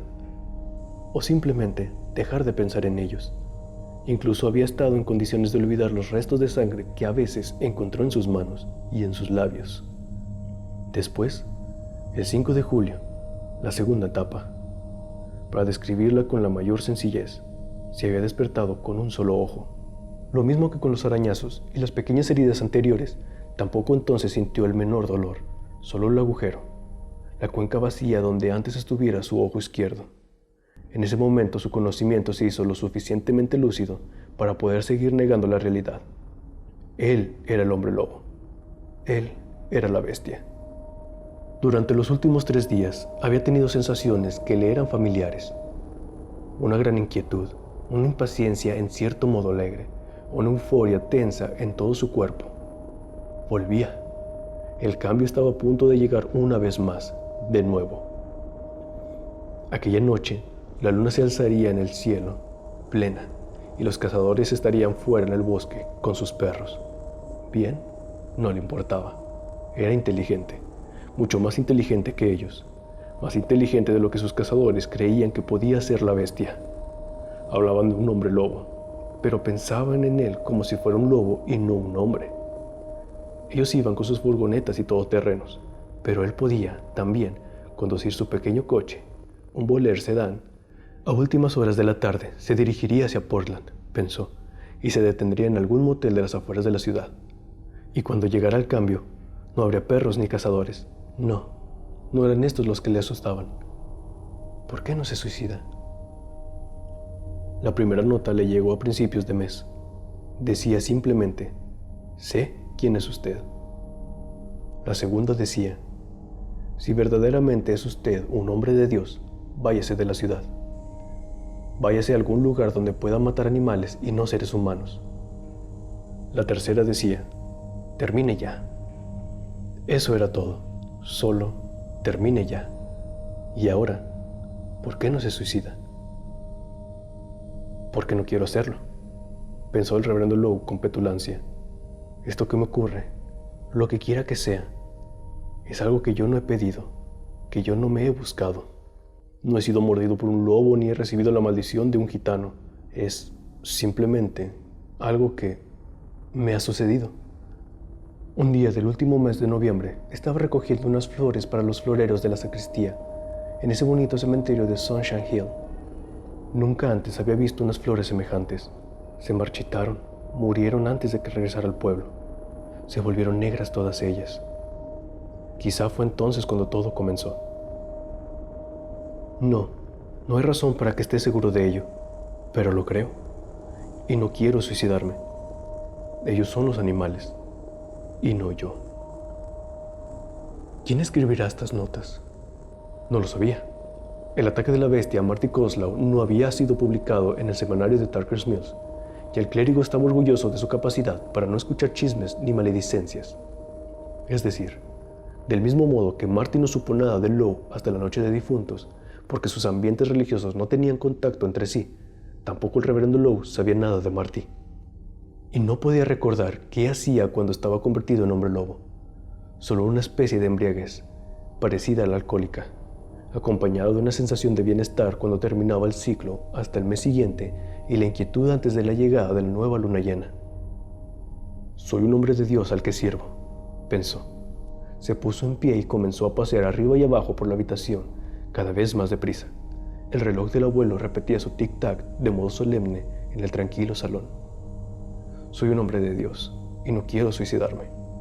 Estoy haciendo mucho el bien aquí y, si en alguna ocasión hago el mal, bueno, son muchos los hombres que lo hicieron antes que yo. El mal también sirve a la voluntad de Dios, como nos enseña el libro de Job. Si yo he sido maldito por una fuerza exterior, Dios me hará caer cuando Él crea llegado su momento. Todas las cosas están al servicio de la voluntad de Dios. Pero, ¿quién será? Debo tratar de averiguarlo. ¿Quién fue atacado la noche del 4 de julio? ¿Cómo perdí? ¿Cómo perdió la bestia? Su ojo. Quizá convendría silenciarlo, pero no este mes. Hagamos primero que los cazadores vuelvan a dejar a sus perros en las perreras. Sí. Comenzó a andar deprisa, cada vez más deprisa, encorvado, sin darse cuenta de que su barba, más bien rala, solo necesitaba afeitarse una vez cada 3 días en los días normales del mes, claro está. Le había crecido espesa y fuerte, dura, y que su ojo castaño había adquirido una tonalidad más clara, casi amarillenta, que poco a poco iba adquiriendo un profundo color verde esmeralda que acabaría de llegar cuando se hiciera de noche. Se iba encorvando cada vez más a medida que se paseaba y seguía hablando consigo mismo, pero sus palabras adquirían un tono cada vez más profundo, más bajo, cada vez se parecía más a un rugido. Finalmente, la grisácea tarde de noviembre se fue oscureciendo hasta adquirir una tonalidad más densa, y el reverendo se dirigió a la cocina. Tomó las llaves de su automóvil, que colgaban detrás de la puerta trasera de la casa, y se encaminó al coche, ya casi corriendo. Se dirigió hacia Portland, conduciendo a toda velocidad, sonriendo, y no se detuvo cuando la primera nieve de la temporada empezó a caer arremolinada delante de las luces de sus faros. Los copos, como bailarines, desprendidos de un cielo férreo. Presentía a la luna en algún lugar del cielo, por encima de las nubes. Sentía su fuerza poderosa. Su pecho se dilató, estirando las costuras de su camisa blanca. Conectó la radio con una emisora que transmitía música de rock and roll y se sintió realmente en forma, magníficamente bien. Y lo que ocurrió más tarde, en esa misma noche, podría ser un juicio de Dios o una sangrienta burla de aquellos antiguos dioses a los que el hombre había adorado desde la seguridad de los círculos de piedras en las noches de plenilunio. Todo aquello resultaba divertido, demasiado divertido, porque Lowe había recorrido todo el camino hasta Portland para transformarse allí en la bestia. Pero el hombre al que había acabado por degollar y destripar en aquella nevada noche de noviembre fue Milt Stormfuller, un hombre que residía en Tarker's Mills desde toda la vida. Y quizá Dios era justo, porque si había un verdadero tipo asqueroso en Tarker's Mills, este era Milt Stormfuller. Había salido de su casa aquella noche, como tantas otras noches, diciéndole a su sufrida y maltratada esposa, Donna Lee, que se iba de viaje de negocios. Pero su negocio era una chica de mala vida llamada Rita Tennyson, que le había contagiado un grave caso de herpes que él había transmitido a su esposa, a la pobre Donna Lee, que ni siquiera se había atrevido a mirar a otro hombre en todo el tiempo que llevaban casados.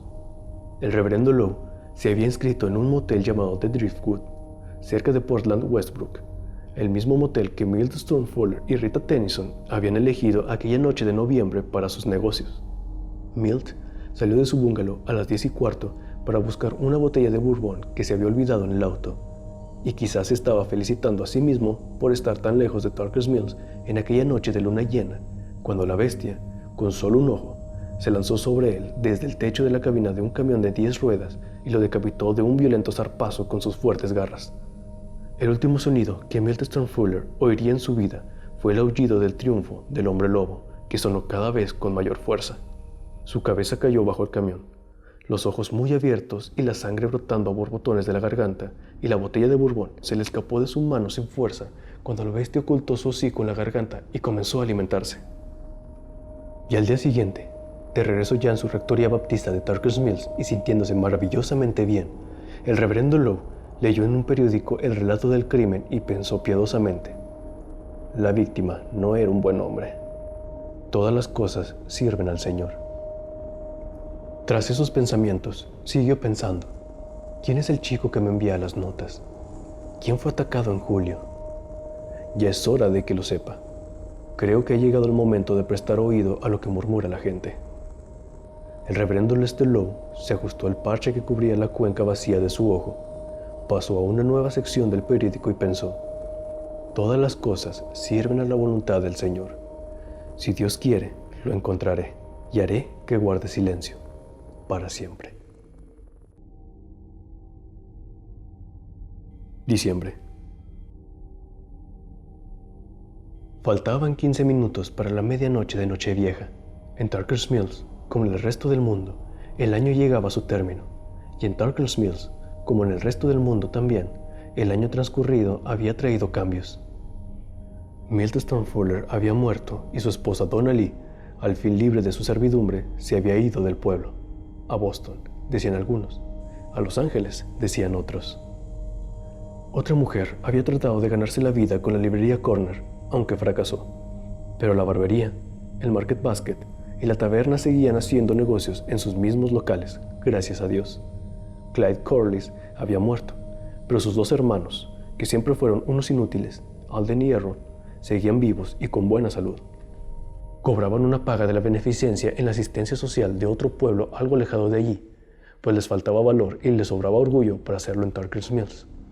La abuela Hogg, que solía hacer las mejores empanadas de Tarker's Mills, había muerto de un ataque cardíaco. Willie Harrington, a sus 92 años de edad, había resbalado en el hielo frente a su casita de la Wall Street a fines de noviembre y se rompió la cadera.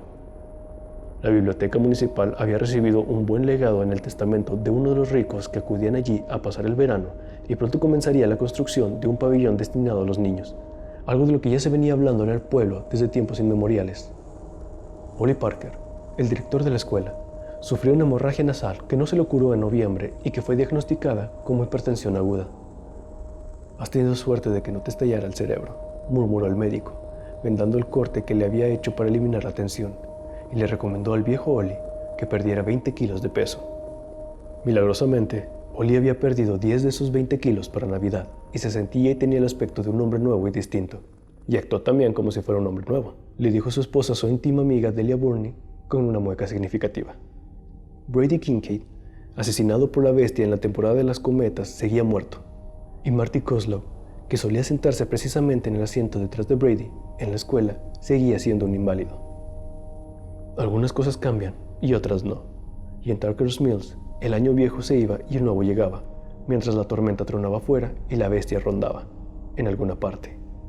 Marty Kozlow y su tío Al estaban sentados en la sala de estar del hogar de los Kozlow, contemplando en la televisión el show de Nochevieja de Dick Clark desde Nueva York. El tío Al estaba sentado en el sofá y Marty en su silla de ruedas frente al televisor. En el regazo de Marty descansaba un arma, una Colt Woodsman del 38. El arma estaba cargada con 2 balas de plata pura que el tío Al había conseguido de un amigo de Hamden, Mac McCutcheon. Este Mac McCutcheon, después de algunas protestas, había fundido la cuchara de plata, recuerdo la confirmación de Marty, con una lámpara de propano y había calculado la cantidad de pólvora necesaria para impulsar las balas sin hacer que salieran girando sin control. No te garantizo que funcionen, le había dicho aquel Mac McCutcheon al tío Al, pero lo más probable es que sí. ¿A quién piensas matar, Al? ¿A un hombre lobo o a un vampiro? Uno de cada, dijo Al, devolviéndole la sonrisa de complicidad. Esa es la razón por la que te encargué 2. Había también un Banshee por los alrededores, pero su madre ha muerto en Dakota del Norte y ha tenido que tomar el avión para Fargo. Ambos se rieron de la broma y después Al le explicó. Son para un sobrino. Está loco por las películas de monstruos y creo que será un buen regalo de Navidad para él. ¿Está bien? Si dispara contra un tablón o un árbol, trae la bala al taller, le dijo Mac. Me gustaría ver el resultado. La verdad era que el tío Al no sabía qué pensar. No había visto a Marty ni había estado en Tarker's Mills desde el día 3 de julio. Como había supuesto, su hermana mayor, la madre de Marty, estaba furiosa con él por el asunto de los fuegos artificiales. Podría haberse matado por tu culpa, estúpido de mierda. Por amor de Dios, ¿qué suponías que estabas haciendo?, le gritó por el teléfono. Más bien parece que fueron mis fuegos artificiales los que lo salvaron, comenzó Al, pero al otro lado oyó el golpe seco de quien corta repentinamente la comunicación. Su hermana era testaruda y, cuando no quería oír algo, no lo oía. Después, a principios de diciembre, recibió una llamada telefónica de Marty. Tengo que verte, tío Al, le dijo Marty. Tú eres la única persona con la que puedo hablar. Hay problemas con tu madre, muchacho, le respondió Al. Es muy importante, insistió Marty. Ven, por favor, por favor. Al se decidió a ir y desafió el silencio helado de su hermana, que no ocultó su desaprobación en un día frío y claro de comienzos de diciembre. Al se llevó a Marty a dar un paseo con su coche deportivo, asegurándolo firmemente en el asiento delantero. Solo que aquel día no hubo carreras de velocidad ni risas. Tío Al escuchó lo que su sobrino le contaba. Su inquietud era cada vez mayor a medida que éste hablaba. Marty comenzó contando a su tío lo que le había sucedido la noche en que quiso encender su maravillosa bolsa pirotécnica y cómo le había volado un ojo a aquella monstruosa criatura con una ristra de petardos de los llamados Black Cat. Después le habló de la noche de Halloween y del reverendo Lowe. Le dijo también que había comenzado a enviarle cartas anónimas. Anónimas lo fueron hasta las 2 últimas, después del asesinato de Milt Summerfuller en Portland. Estas últimas las había firmado, tal y como le habían enseñado en sus clases de redacción. Suyo, sinceramente, Martin Kozlow. Nunca debiste escribirle a ese hombre ni cartas anónimas ni firmadas, le amonestó Al en un tono violento. Dios mío, Marty, ¿no se te ha ocurrido pensar que podrías estar equivocado? Claro que sí, dijo Marty, y esa es la razón por la cual he puesto mi nombre en las 2 últimas cartas. ¿No vas a preguntarme qué ha pasado?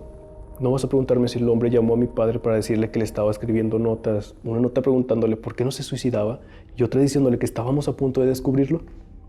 No lo hizo, ¿verdad que no?, le preguntó su tío Al, aunque ya conocía la respuesta. No lo hizo, contestó Marty con calma. No ha hablado con papá ni con mamá, no les ha dicho nada en absoluto y tampoco ha hablado conmigo. Marty, puede haber 100 razones para que no, solo hay una razón. Solo una. Él es el hombre lobo. Él es la bestia. Él. Y está esperando que llegue el nuevo plenilunio. En su personalidad de reverendo Lowe no puede hacer nada, pero como hombre lobo sí que puede hacer muchas cosas. Podría hacerme callar para siempre. Marty hablaba con tan helada simplicidad que Al casi quedó convencido. Bueno, ¿y qué quieres de mí?, le preguntó.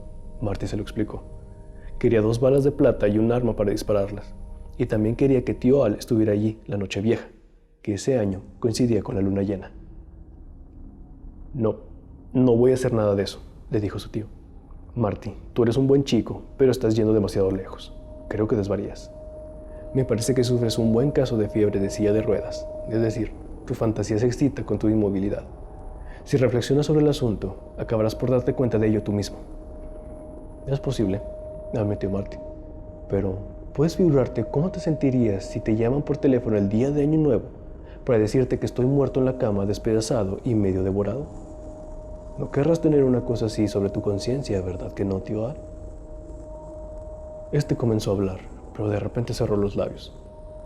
Habían entrado en un camino para dar la vuelta y sintió el ruido de las ruedas delanteras al patinar sobre la nieve reciente. Dio la vuelta y se puso en marcha de nuevo. Había luchado en Vietnam y ganado unas cuantas condecoraciones. Había logrado evitar con éxito compromisos formales con varios jóvenes alegres y amables. Pero ahora se sentía acogido, atrapado por su sobrino, un muchacho de 10 años, su inválido sobrinito de 10 años. Estaba claro que no quería tener un peso así sobre su conciencia. Ni siquiera quería aceptar la simple posibilidad de algo semejante. Y Marty lo sabía. Marty sabía que su tío Al no lo dejaría solo, aunque solamente hubiera una probabilidad entre 100 de que tuviera razón. 4 días más tarde, el 10 de diciembre, tío Al llamó por teléfono. «Buenas noticias», le anunció Marty a su familia entrando con su silla de ruedas en la sala de estar tras haber hablado con su tío. «Tío Al viene a pasar la noche vieja con nosotros». «Desde luego que no», objetó su madre en su tono más frío y brusco. Marty no se dejó amilanar. «Vaya, lo siento, pero acabo de invitarlo», dijo. «Me ha dicho que traerá algunas cosas para la fiesta».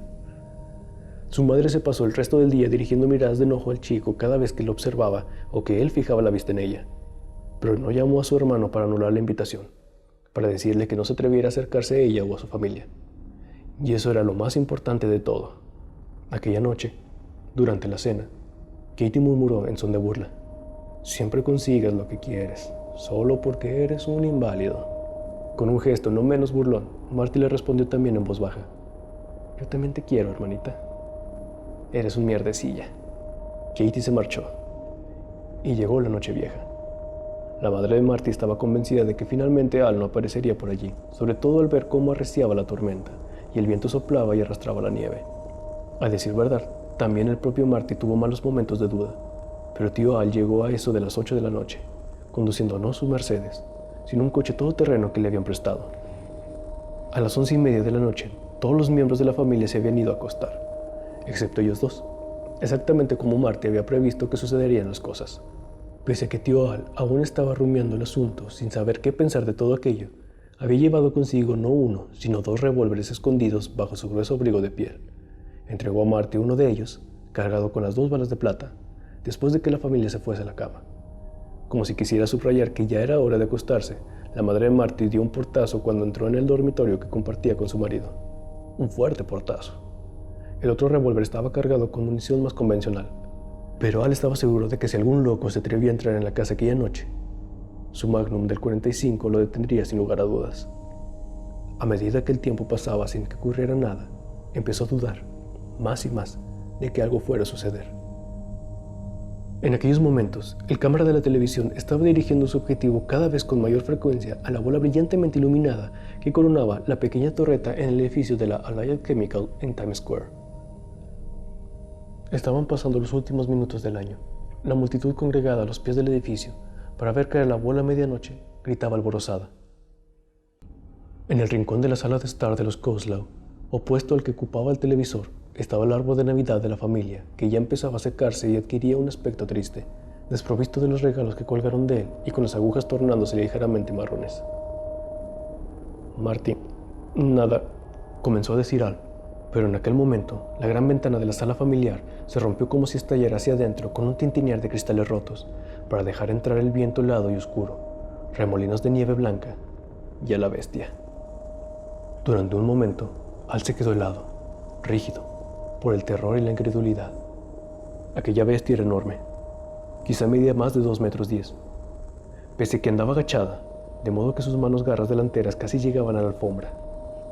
Su único ojo verde, exactamente como Marty había dicho, pensó confuso, todo tal cual como Marty lo había dicho. Miró a su alrededor con un gran sentido perceptivo, hasta fijarse en Marty, sentado en la silla de ruedas. Se preparó para lanzarse sobre el niño. Un sordo rugido de triunfo salió, como una explosión, de su pecho, y pasó entre sus enormes dientes amarillentos. Con la mayor calma, sin que la expresión de su rostro cambiara en absoluto, Marty alzó su pistola del 38. El chico parecía aún más pequeño, muy pequeño, en su silla de ruedas, con sus piernas delgadísimas como palillos enfundadas en sus viejos tejanos suavizados por el uso, sus zapatillas forradas de piel en aquellos pies que habían estado insensibles y dormidos durante toda su vida. Y, aunque pueda parecer increíble, por encima del loco aullido del hombre lobo, sobre el gemir del viento, por encima de sus agitados y confusos pensamientos de cómo era posible que una cosa así sucediera en un mundo real, poblado por gente real y cosas reales, sobre todo eso, Al oyó como su sobrino decía: «Pobre reverendo Lowe, trataré de liberarle de su sufrimiento». Y cuando el hombre lobo se disponía a saltar, su sombra, una mancha en la alfombra, con sus manos garras extendidas, Marty abrió fuego. Debido a la escasa carga de pólvora, el arma hizo un ruido absurdamente insignificante, como el disparo de un insignificante fusil de aire comprimido. El rugido del hombre lobo ascendió en una espiral de rabia, hasta alcanzar un registro mucho más agudo, convertido en un frenético grito de dolor. Chocó contra la pared y en sus espaldas apareció un gran agujero exactamente al otro lado de donde recibió el tiro. Una pintura de Currier e Ives que colgaba de la pared se desprendió y cayó sobre su cabeza.